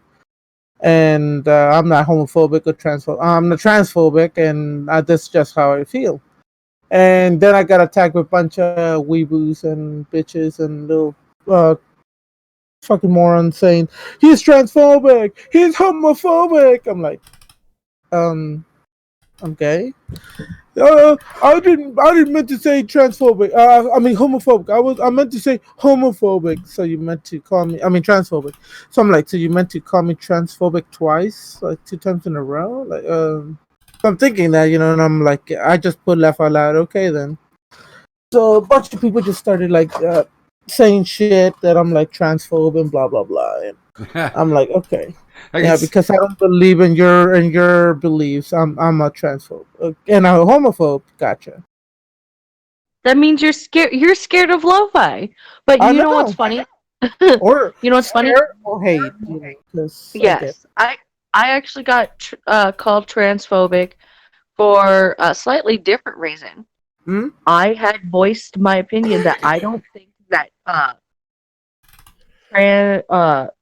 transitioning men to women should compete in drag races, because basically as far as I'm concerned, a drag competition is about a man's ability to pretty much, dress in drag. That's transsexual, or but it's not transgender.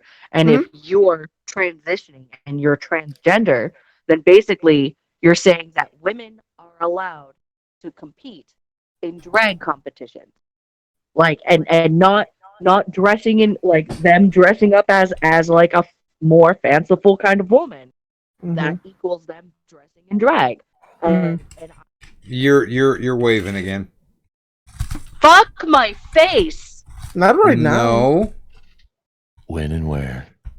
That was a good answer, Pickle. That's smooth. I don't want Got to on be there. here. You can brine me, daddy. All right, so, but I got called Brine me, transphobic daddy. because I was like, I don't think that if you say you're a woman or you feel like a woman and you're transitioning into a woman, well, guess what? I consider you a woman. Why are you going into a drag competition where it is men parading as women, even though they identify as men? And and and if you think that it's okay for you to be in this kind of competition, trying to win this kind of money, then why is it I can't go into this competition? Mind you, I'm pretty sure I would lose because I can't do my makeup half as well as these bitches can. But then I should be allowed because I'm just, I identify as a woman too. Well, and, So go fuck yourself. well, and honestly, I might be old fashioned about this, but my ex codependent, she used to drag me to drag shows all the time because she was a big fag hag. And without an exception, there were no transgenders in the drag shows. It was always gay men who liked to dress up as women at the club for the show, and that was it. Every other part of their life, they did not wear feminine clothing. And I don't know. I've heard them be the most vocal. It's like, if I did try to dress up as a woman, because I don't want to be a woman, it's one of those, I'm a guy and I'm a guy who likes to be with other guys. So it's completely understandable. And I think the neatest way that somebody put it to me was, when I do drag, it's an event thing. If I did drag every day, I would kind of just lose interest in it. Do drag every day. Maybe I couldn't help it. But yeah, they're like, it takes some of the magic out of it for them that they can't. That they because the makeup is definitively stage makeup. It's exaggerated. It's flamboyant. Yes. And I have had one person who is a drag queen say to me, I'm just too damn lazy to do this every day. So it's an event thing for me. I know people who competed. Apparently there are like national drag competitions and stuff. Oh yeah, they even have like pageants and stuff like that. I can't say I'm a You're doing it again, Kadun. fuck my face. Except when you fucking scream every time, fuck my face. God damn you, woman. By the way, good morning to Jesus. Brad Young.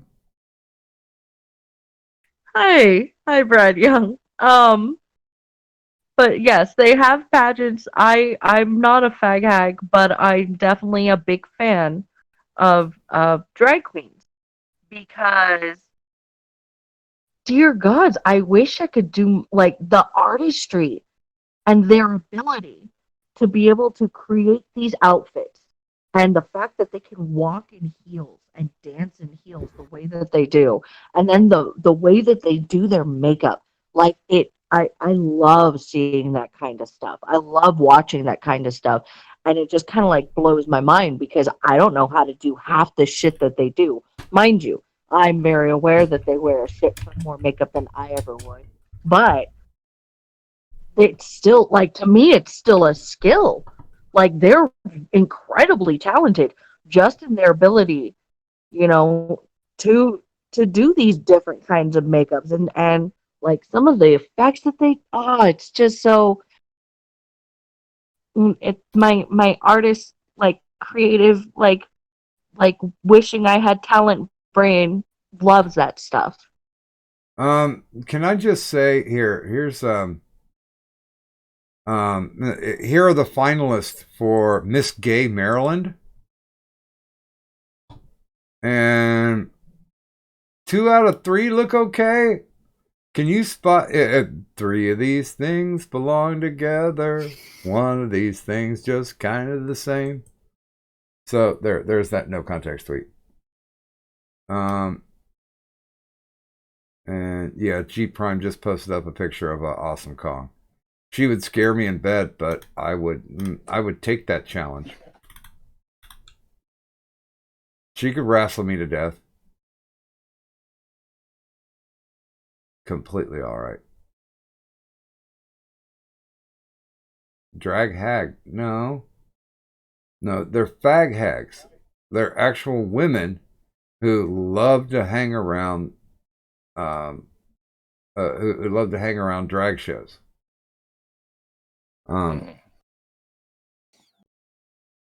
Because it's have you ever heard the Bloodhound Gang song I Wish I Was Queer So I Could Get Chicks? Yeah. Okay. It's one of my favorite songs by him, actually. Yeah. That's a pretty good description. Because yeah, I mean they friend zone and become girlfriend. And I'm not saying that fag hags are unattractive, but they usually come from more reserved lifestyles and usually are more plain Jane, if that makes sense. They live the extravagancy through the lives of their drag buddies.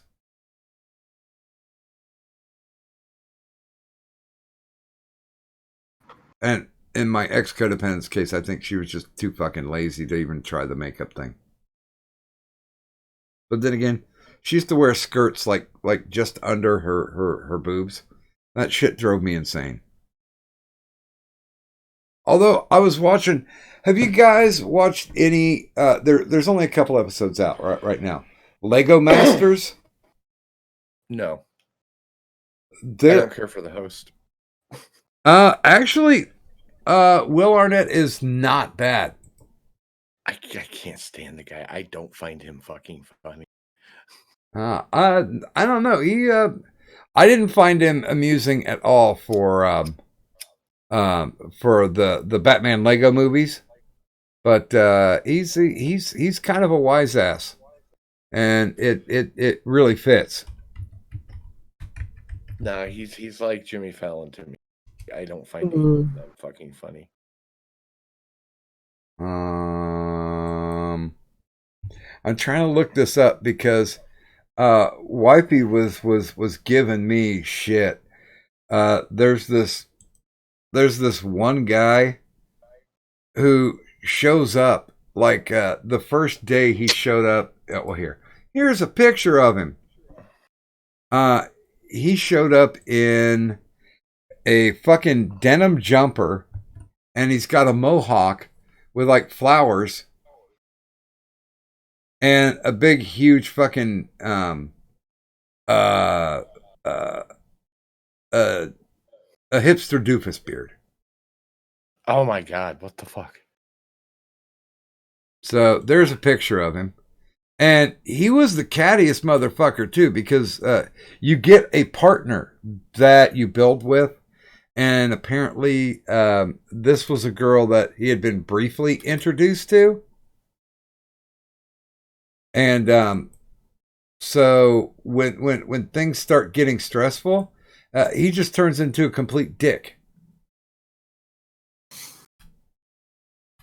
And I didn't know this, but Lego Masters actually started off in the UK. Really? Yeah. And they got some neat people doing some neat stuff, but then they've got like these two older ladies that it looks like you would find them on the fucking Home Shopping Network. I don't know if that's a good enough description, but yeah. And it's like, what the fuck are you guys playing with Legos for? I have a feeling they put that team together too. Mm. Because there's like two guys who are just total fucking geeks. And they're well dressed. I don't know if they're a couple or not, but like one knows like the technical mechanics of building Legos, especially moving Legos. And the other guy is the designer half. And these guys make some fucking killer Lego setups. Wait a minute. Are they doing a Mighty Ducks TV series? Holy shit. Why? Disney Plus is doing... Let's talk about this. Disney Plus is doing a fucking Mighty Ducks. Emilio Estevez is coming back to do it. Holy shit, I didn't think he acted anymore. And he's going to do the Gordon Bombay. Yeah, he's going to reprise. And apparently Lauren Graham is going to be joining the cast. Okay. She's a classy looking chick. Yeah. Yes. Which is why it was really shocking when I saw Bad Grandpa or Bad Santa the first time and she was in it. I was like, the hell? Yeah, she was trying to break the stereotype, I'm guessing. But yeah, I'm a longtime fan of Gilmore Girls, and fuck all of y'all if you don't like Gilmore Girls, because I never really watched it. So yeah, have on. Now I'm a fan of the dialogue, because like they had an hour-long show.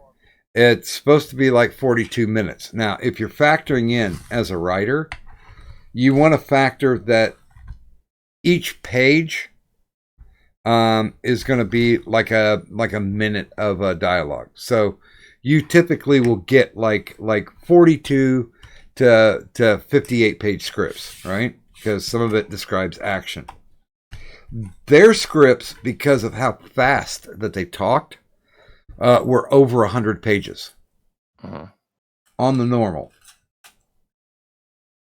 It was just rapid fire dialogue and very pop culture-y. They even had an argument between Lorelai, who's Lauren Graham's character, between Lorelai and her ex. Her baby daddy. And the fight was about better rock music, Metallica or Offspring. Lorelai came down on Metallica's side, and baby daddy was an Offspring person. Well, the problem was their answers and the question, because neither are rock. Offspring is punk and Metallica is metal. Well, no, they were phrasing it as the Offspring is your favorite band. And she's like, and he came back with, yeah, but you like Metallica. And she delved into it like, yeah, they're just 3-chord wonders over and over again, just reforming it to make a different song. They just put a new name on it, but it's the same damn song. So she was pretty much cutting up Offspring. Yeah, but that's not what Offspring does, though. Wasn't even what their sound was at all. I never saw Offspring as a punk band or whatever. I saw him as a rock band. Well, yeah, I see him as a rock band myself. Yeah. Well, with Smash, it was when they after Americana God, what a garbage album. Fuck you. Well, that was when they started to change their sound. I fucking love that album. I've listened to it a billion fucking times. Yes, it has All the Kids Aren't Right on it, which is a great fucking song. But then it's also got the Get a Job song, which is just annoying as fuck. I fucking love every single song of that album. My friend's got a boyfriend and she hates that dick. But you can agree that that Offspring is kind of simpler music. Because it's punk. I don't call it punk though. I don't think it's punk. I know, but that's what they've always been classified as is punk. Well, they can classify whatever the fuck they want. To me, it's rock. Truthfully, the first album, Ignition, was more punk than anything else they've put out. But if I had to classify them anywhere, it would be like skater rock. Mm-hmm. Because especially Smash. Yeah, fucking love that album. Yeah, that album was pretty kick-ass. I do love the what was it, Hammerheads, whatever. That's my other favorite album. Killboy. Oh, they had the song Killboy Powerhead. Also on Smash. Can't Come Out and Play, and Self-Esteem, and the song Smash. It was funny. There was a run there at the beginning of the 90s where it was like, what was it? 91 was Pearl Jam 10. 92 was Smash. 93 for me was 311. And early 311. That was before they broke with that one album. Oh no, that's that was like the only one where they got to play for it. That's the one that had that was before Transistor. It was their self-titled album. Or no, wait a minute. That was like 95, I think. It was a little bit later, but it had All Mixed Up and Down and Guns Are for Pussies. Yeah, Down is one of my favorite fucking songs. Now that I guess would be like punk ska. Yeah. Well, you hear Down and you're like, okay, they're doing like a rap rock kind of thing, and then you listen to the rest of their stuff and you're like, oh, that's not what this is at all. Yeah. But Down is still a fucking badass song. Yeah, and then they just went to shit. But they got one good album. Well, then they had like their cover of Love Song and then Amber, which were big hits also. Yeah, but I didn't like those. Understandable. I'm like, nah,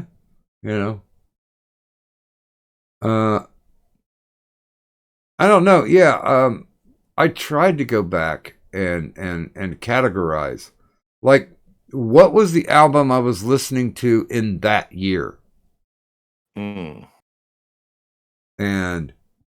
I made up a list somewhere, but I don't know where it is. But I actually went from like 1980 all the way to 2000, where 2000 I essentially gave up on music.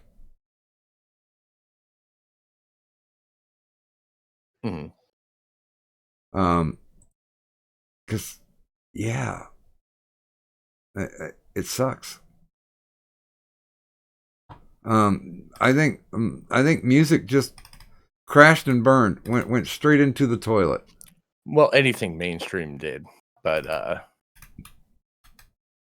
then like holy fuck, there's some ugly bitches. Who? I just saw the Doc Griffin's picture. Oh, Like the two fucking ugly ones from the left and right. Holy shit! Yeah. What the fuck? The Wicked Witch from the west and the east, and at least the fat ones. It doesn't look that gross. I Yeah. guess that was the winner of that time. I guess. Well, that was what Miss Maryland or whatever. So you see what they got to offer there. I'm sure if I would have pulled, you know what? Well, let me do this. I'll pull up the Miss Gay California. I'm sure that's gonna be a big fucking difference. Oh, Miss Gay Texas. Yeah, But I mean, I think the two bitches on the side. Those are. I'm thinking they're past queens. So you know they oh, use.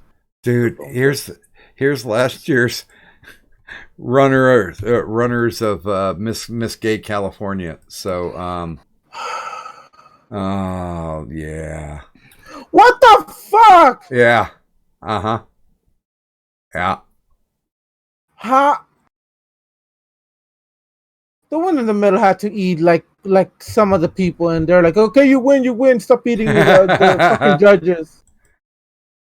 I mean, I'm fat, but goddamn, no, that's no, that's obese right there. That's no. that makes me look scrawny. And me too. I mean, that bitch had to eat at least 3 of the judges until they're like, you win. Please stop eating us." Back away. Throw her the crown and a pork chop. How did the middle bitch was even there? It's my pork chop. Fuck. And here, just to kind of even things out, from the middle of the country, here are the Miss Gay Texas. Oh god. Well, that's a really bad image of her.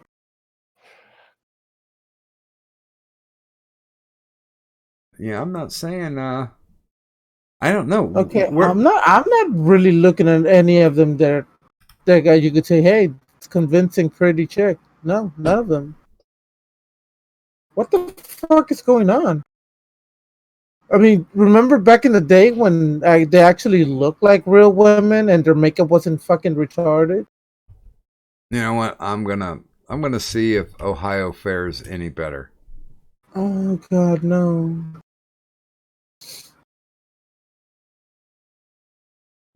Okay. I mean, usually the drag shows that I've ever been to, they have like not the super crazy makeup. They just do the pretty makeup, you know? Like they don't. I know that they like to exaggerate so they can, I don't know, something dark side, but Okay. Well, here is from Miss Gay America. I mean, look at RuPaul. That faggot is fucking gorgeous as a woman. As a man, holy shit, that's a scary whatever the fuck that is. But when he puts on the makeup, now that's a fucking god level queen pro, you know? That is the ultimate fucking queen. Why the hell are they getting these like divine sized women? Hmm. Oh, See, at least the one in the center left doesn't look too bad. That looks very convincing. The fucking green one, I'm like, what the fuck happened? And the one to the right, it's not bad either. Again, too much crazy makeup, and I don't know, she's showing too much teeth and gums. But I mean, who am I? I'm not no fucking beauty queen like those bitches, you know.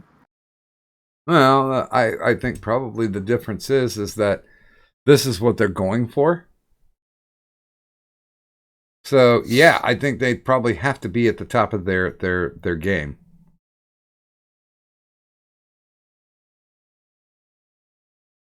Ah, Please find Miss Gay Alabama. well, here's the one that went to the Miss the gay Miss America, and she is from Columbus. And there's that one.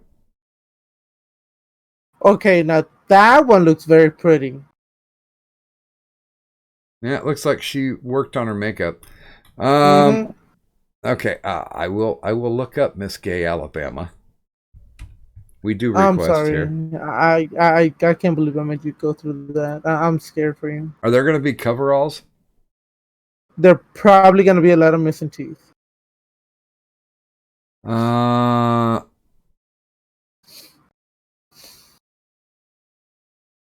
Well, here's the woman who was actually crowned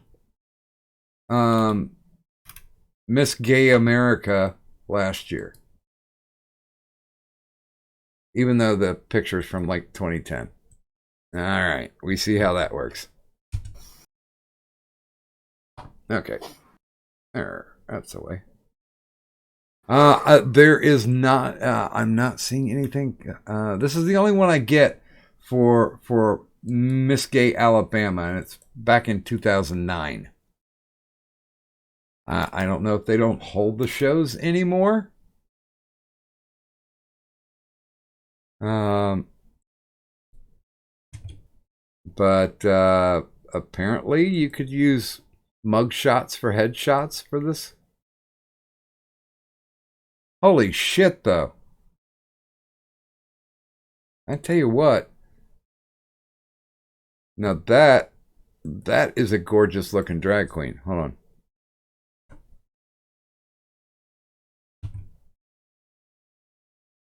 There we go. Send that one out.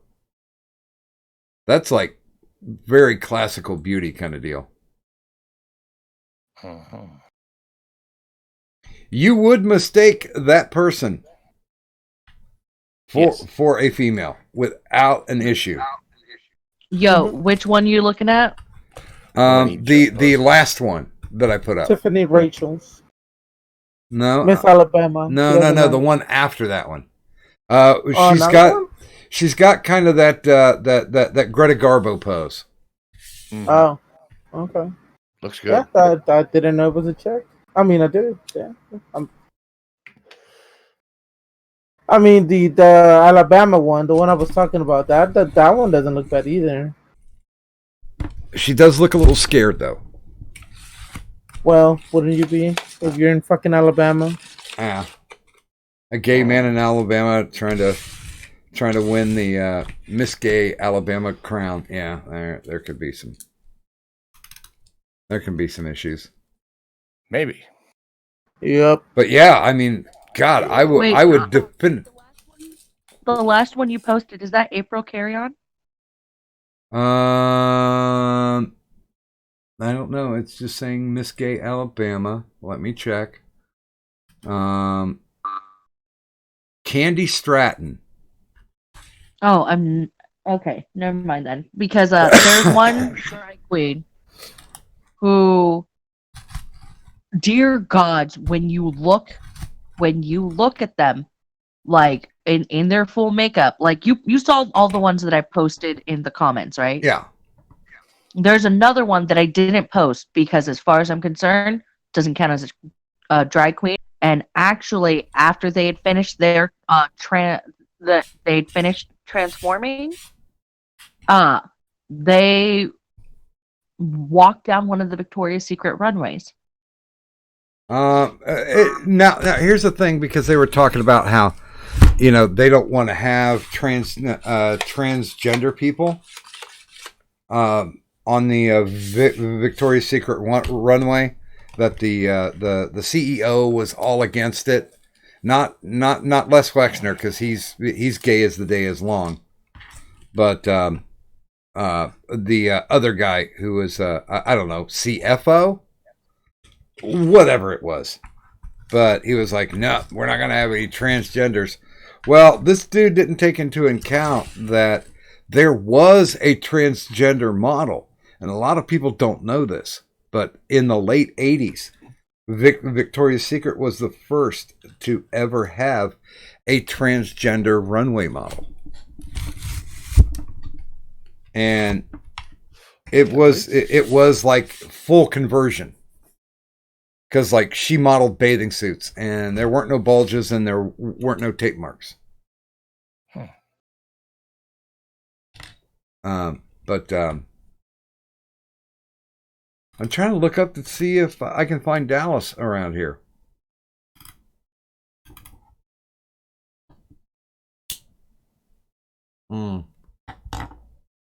You know what? I've got a feeling that this person going under the name of Cherry Poppins is not the first to go under that name. It's even a popular porn name.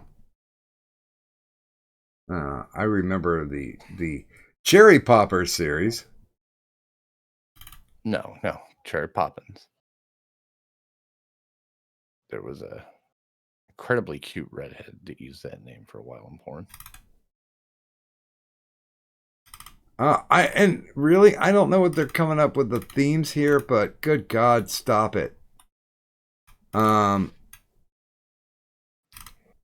that's horrible. They came up with one where you had to wear animal print themes. Mm-hmm. I would say I have to post this. There's a couple animals in this picture. Good God. And I think PETA would be like all against these because of the amount of animals that you had to kill in order to get covered. Good morning to Mad Dodge. What? No, there's one thing that if there's one thing I would never accuse Tonka of joining a drag club. No, those are for pretty bitches. Yeah. Although if he did enter the contest, could his name be Miss Muffin Top? Maybe. Oh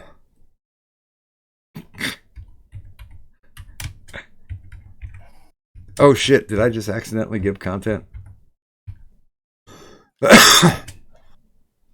Oh God, they're doing that drag queen story hour thing here in Ohio now.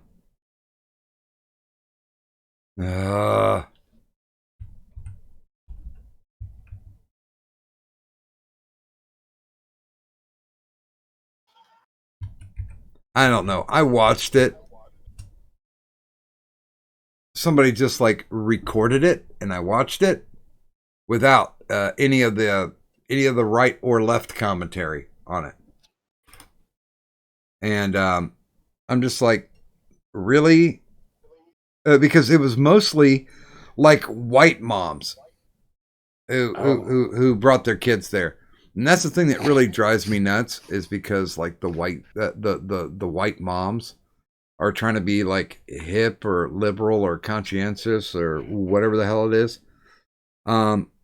Let's make sure that you actually agree with what the person's doing. And they even like, what was the one in New York City? Got who was doing the drag queen story time. They got that person arrested for sexual impropriety with a minor. Yeah.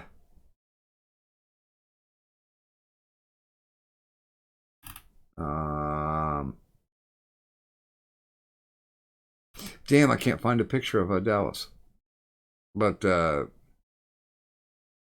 he actually got a chance to go and compete to the Miss Gay America. And he was a fucking tall drink of water, too.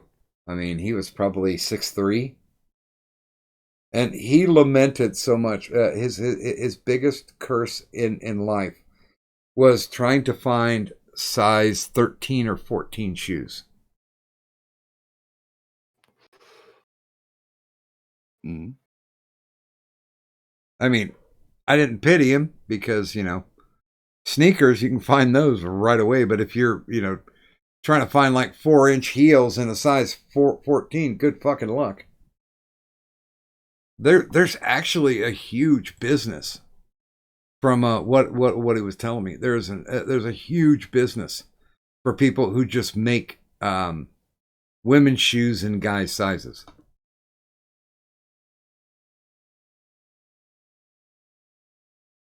Kadant?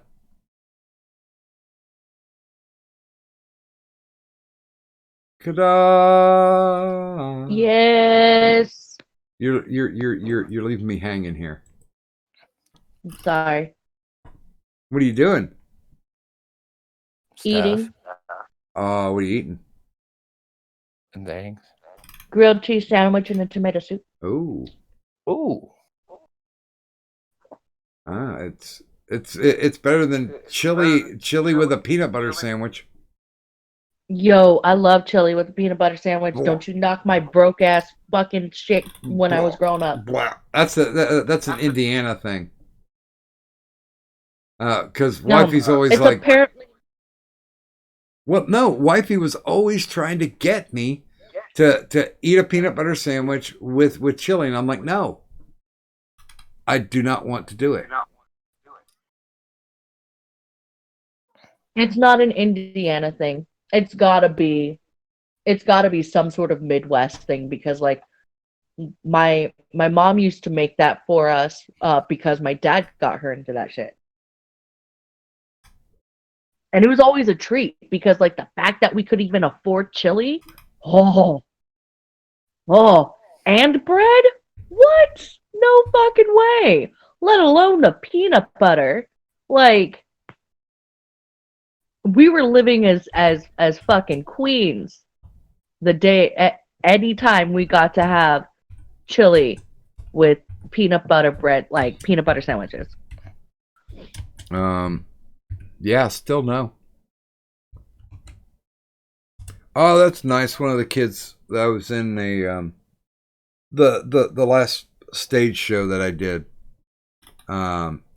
Really talented fucking kid. Head screwed on incredibly straight. I'm not saying he was straight, but that's none of my business.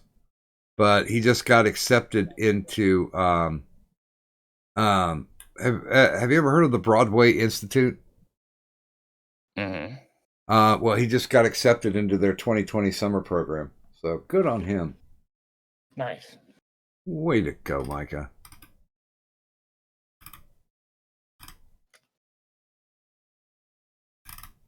Oh. You know, there's some people I have no idea on Facebook why I'm friends with. Like this one guy always talks about cars. Like his latest thing is I'm not a fan of the R34 GTR. I think it's overrated. Fight me. And I just typed in, I don't even know what the fuck that is. I'm not a fan of a random letter with random letters with numbers either. Yeah. Totally overrated. Yeah, and it like he was one of the first guys that I ever knew of that tried to build a drift car. And he cornered me one time at lunch and started explaining it. And I was like, "Hey, Van, have you noticed that my eyes have glazed over?" And he's like, "What?" And I was like, "You're talking about something you're incredibly passionate about. I'm glad you are, but I give no shits. If I've got a vehicle that's got 4 tires and a sound engine, that's all I need." By the way, Kadun, can you tell me what is Meowfest?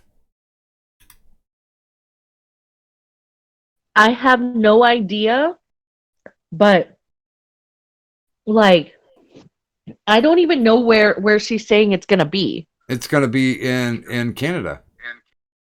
Oh fuck, I can't go. Yeah, you're going to That have to requires me to. got to buy a passport.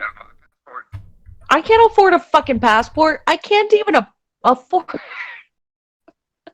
I can't even afford half the bills that I got. Like, fuck, I can't even afford to keep gas in my car. I'm gonna have to have a chat with her. I'm gonna have to have a chat with her and be like, yo, first off, Uh, I don't know when this is happening, but I like exactly when it's happening. But Doc's supposed to be coming out. We're all gonna hang out and meet up. Hey, surprise! Like, I, he was saying something about summer, which I think is kind of ridiculous. But going up to Oregon in the summer is not. August 1st is when Meow Fest starts. Yeah, but I'm talking about when your rock trip happens. I'll be out around you guys in late June.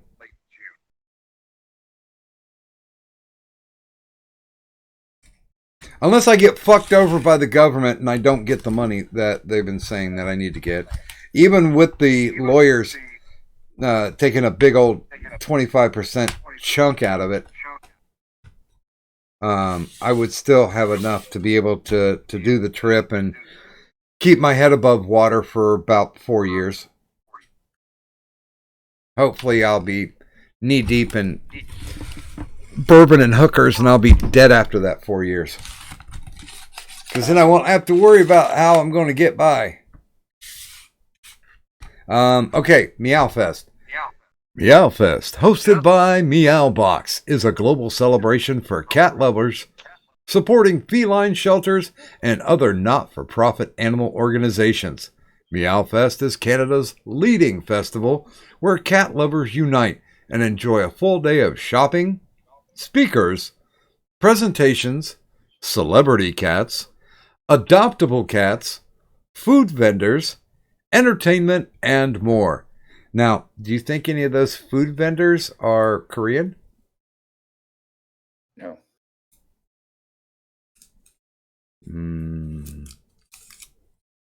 Probably not. Kitty stir fry, very nice. I mean, I guess I could go to Canada to get some ingredients, but Yeah, I have no idea like where I don't know necessarily where it is. I would love to go. it is in the Sheridan Vancouver Airport Hotel in Vancouver, BC. Anything else you want to know? No, I'm just saying. Like ticket I would love to price? be able to go. I don't know exactly where it is. I don't want to pay that much attention. Because I already know I can't afford to do it. Like that requires not only would it require probably a plane ticket, unless Muffin's thinking, we're doing a really long road trip. Fuck. But okay. But not only would it require a plane ticket, likely a plane ticket, but a passport. Yep. And then I would have to get to her first and foremost, unless she's just like, all right, so we'll just each get our own plane tickets to fly up there and we'll meet up. I'm not doing that shit either. Like, it's something that I have to really talk with her about. But yeah, I don't know what's happening. That's weird. They're not even telling how much the damn tickets are on their website.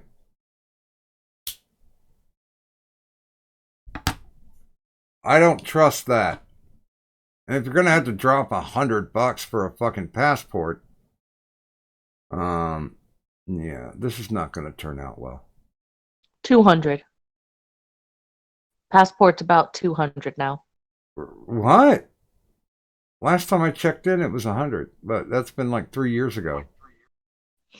Last time my mom got her passport, it was 200, and she'd gotten hers renewed of all things, but she had to get like her picture updated and all that jazz, and it was about 200.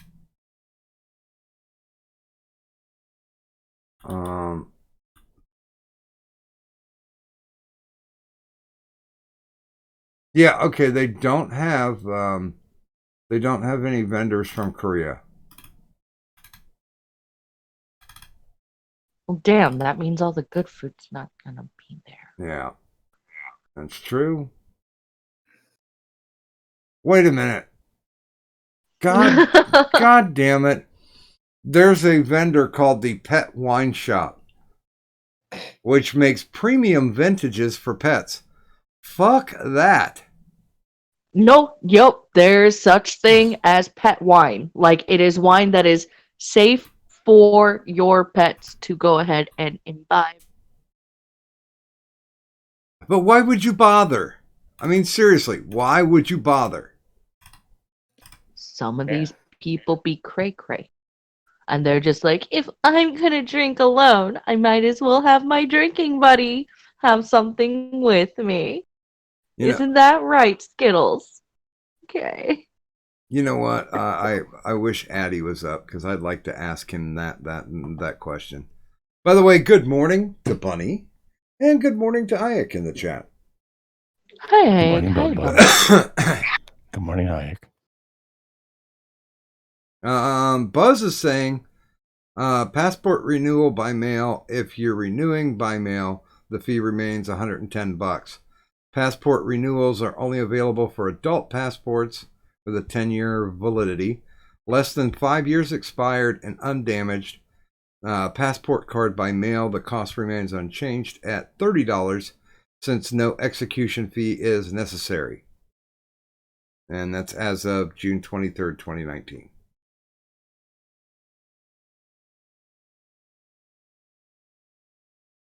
So there's your information. Well, knowing what usually happens with my mom, she probably got ripped off. She probably went into a place because she just looks around for places that will have the little signs in their windows that say, we do this, oh, we do that, and we do this. And so she'll just be like, oh, I need to renew my passport because I'm going to go over to the Philippines to go and see my family. And then she'll go in there and they'll be like, oh yeah, it's about like $200. I should be like, what? Okay. And then she'll just fork over the money because she needs her passport. And then, and she won't question it. She doesn't shop around. She doesn't do any of that. Well, just tell her to go to the post office. Because don't know where the post office is. And besides, every time I go there, it's such a long line. And do they do passports there? Yes. That's usually, I'm telling you, every time I'm like, you just need to go here. You just need to go there. Oh, but it doesn't say that they do that there. It doesn't say that they do this there. And I'm like, just do it. Wait, why does your mom sound Pakistani? No, she is not Pakistani. That sounds very sad. Yeah, except the fuck you. Yeah, you sound very Pakistani right there.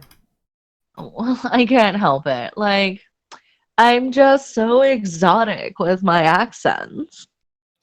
Right. Speaking of which, hola, gaming and yelling. Como estas? Can somebody translate? ¿Dónde estás? El baño? So you're asking the bathroom where the bathroom is? Okay. It's just you have to throw enough different words together. Like oh my god. I mean, ay Dios mío.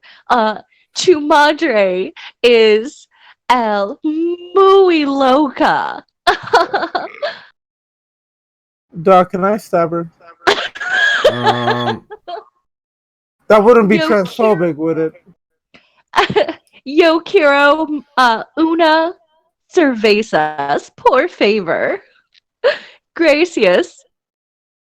I'm gonna stab her. I'm gonna stab a bitch. I'm really gonna stab a bitch tonight.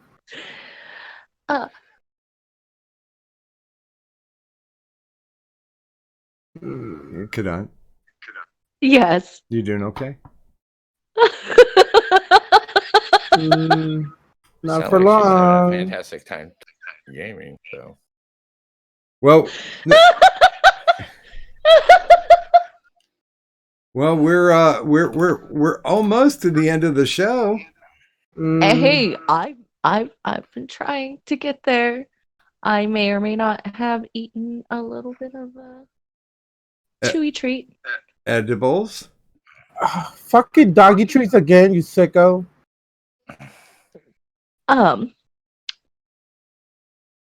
Let me see. El Doggo is muy importante.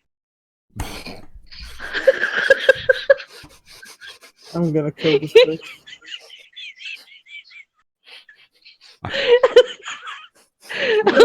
I'm gonna choke. I'm choking this bitch out. El Chi-Chis. I'm choking this bitch.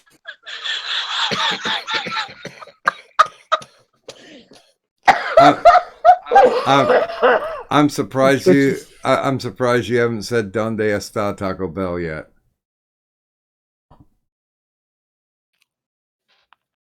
And it wouldn't be Bell.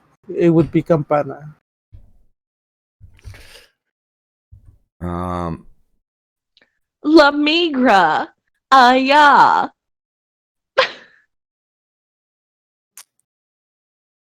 Doom doom doom doom doom doom. Ice, baby. I am trying to think. I'm trying to think of other ways to fuck up.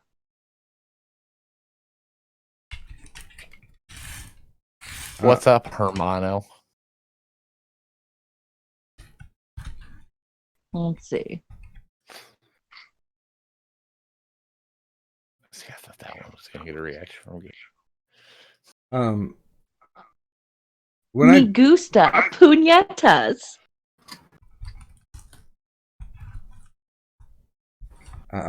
Nothing. He's given up. All right. Okay. So stabbed. So choke out first, then stabby later. Or stabby first, and then choking her out. See, and once again, I'm surprised the mentioning of choking did not wake up Addie at all. I had to.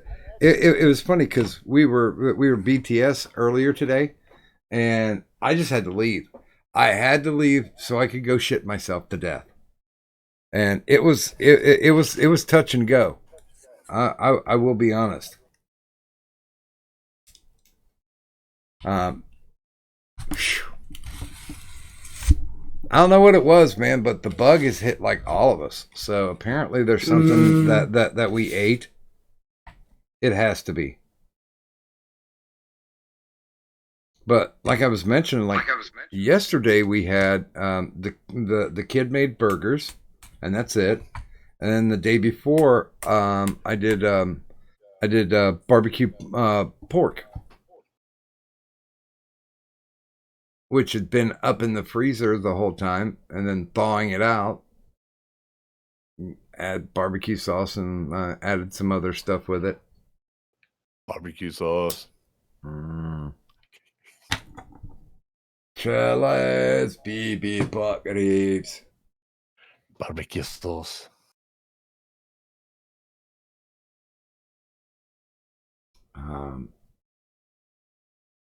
Touch and go. He touched it, and he left. Aw. That's not how a relationship is formed. But yeah, once I get off here, I'm probably gonna go watch the because there's only 2 episodes of Lego Masters out currently. And I really want that guy in the jumper fucking gone. Because he was a dick in the first episode, he's a dick in the second episode. I think the fact that he's wearing a jumper is proof that he's a dick. Yeah, I mean it's like then there's 2 guys who are like, we're gonna win this competition because we have beards. I'm like, what? Beard. Because you have a beard, you're gonna win a Lego building competition. You are wrong. And I hope you get hacked the second time. Well, no, actually, I hope the old ladies get knocked off in the second elimination and then knock off the beard guys in the third one.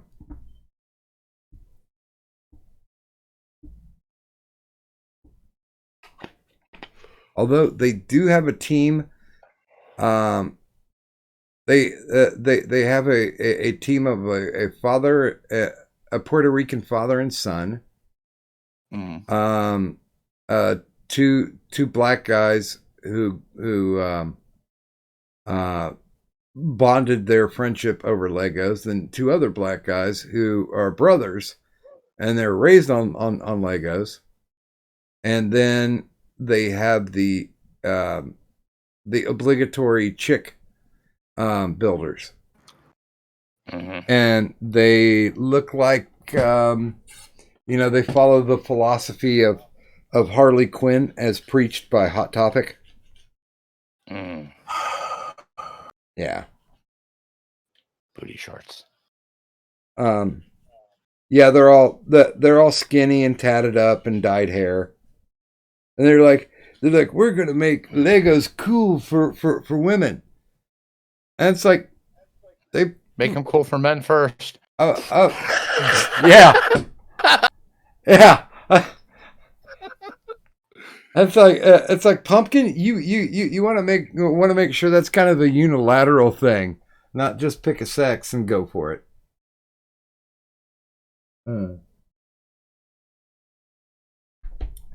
Hey, Kadant.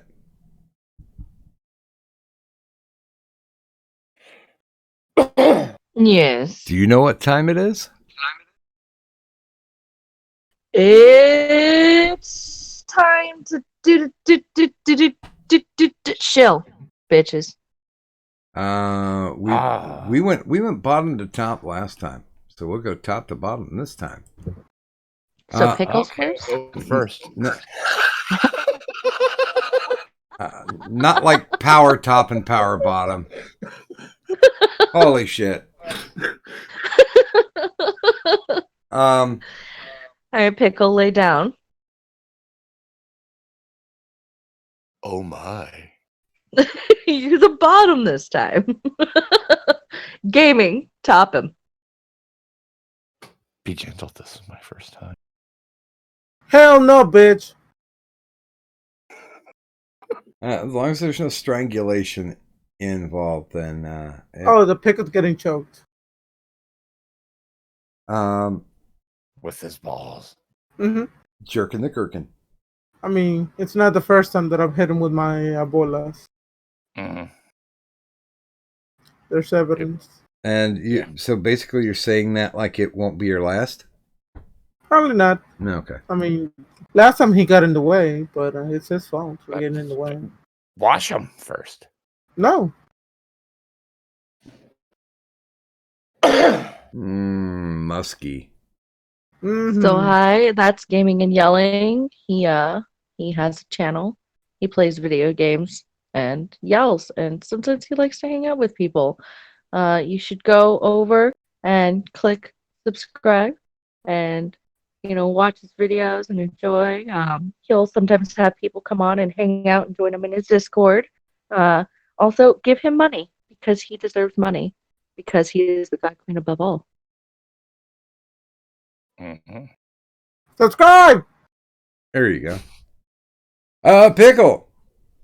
I am the Full Metal Pickle. You can find me over at the Full Metal Pickle channel, where I do a late night show called Nocturnal Transmissions on Tuesday, Wednesday, and Thursday nights, midnight Eastern. Subscribe! Kadam, is there anything that you would like to share? I sell lewds. Hi. It's not much. I'll also sell feet pictures if that's your deal. Like, feel free to hit me up in DMs. I'm dead serious. Like, I don't like to do anything super graphic or anything like that. But at this point in time, if you're really kinky on weird Filipino feet, okay, sure, half, toe gem and all. No, I have the weird because Filipinos all have the weird little pinky toe. So yeah, there's that, I'll say almost anything you want in for money. Like why are things getting so bad now? Why?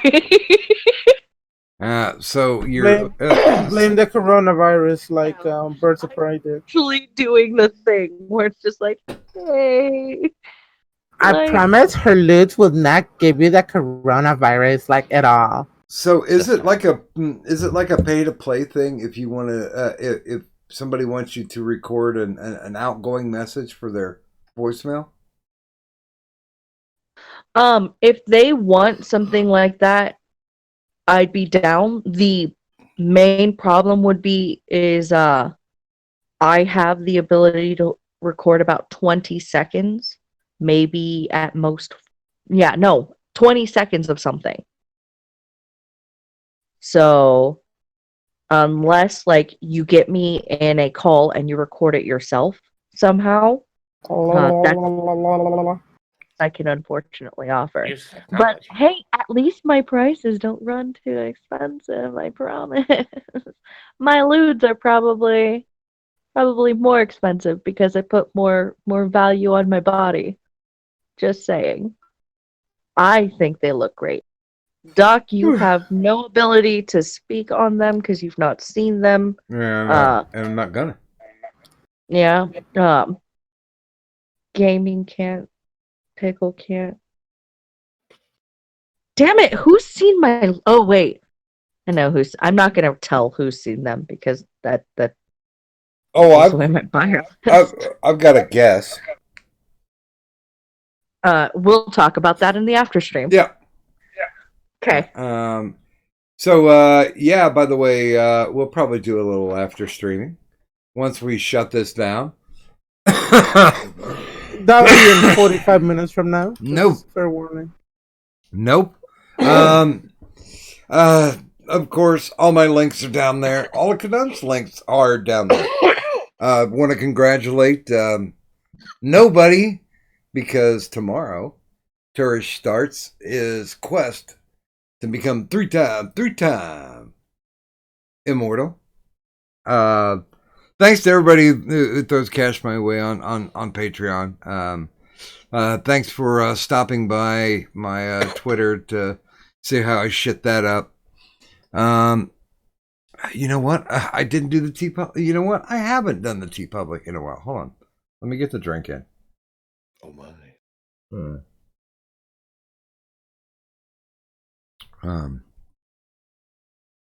There we go. There's the visual.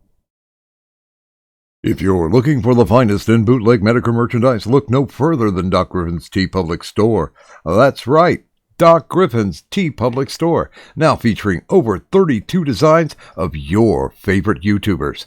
So stop by Doc Griffin's TeePublic Store and buy something, damn it. See, got it shortened. And with that, I would like to thank everybody who was on the show this evening. That includes the Full Metal Pickle, Watch, and Gaming and Yelling. But of course, that's only half the cast. The other half is right there in the audience. You guys in the chat help to inspire us and drag us along. And we appreciate you for it. Who knows? Maybe one of these days you'll have a hot take, want to come into the ward. We'll get you on the stream and maybe even make you monkey ass famous at the chaotic crossroads of the overnight internet. So, for my mystical, magical, malevolent, magnificent, marijuanized co-host. Malnourished. Oh my. Co-host, Kadant, who has lewds. And myself, Doc Griffin. I'd like to thank everybody for stopping by this evening. And if you would please, just do me one teeny tiny simple favor. Leave the money on the dresser. Bye.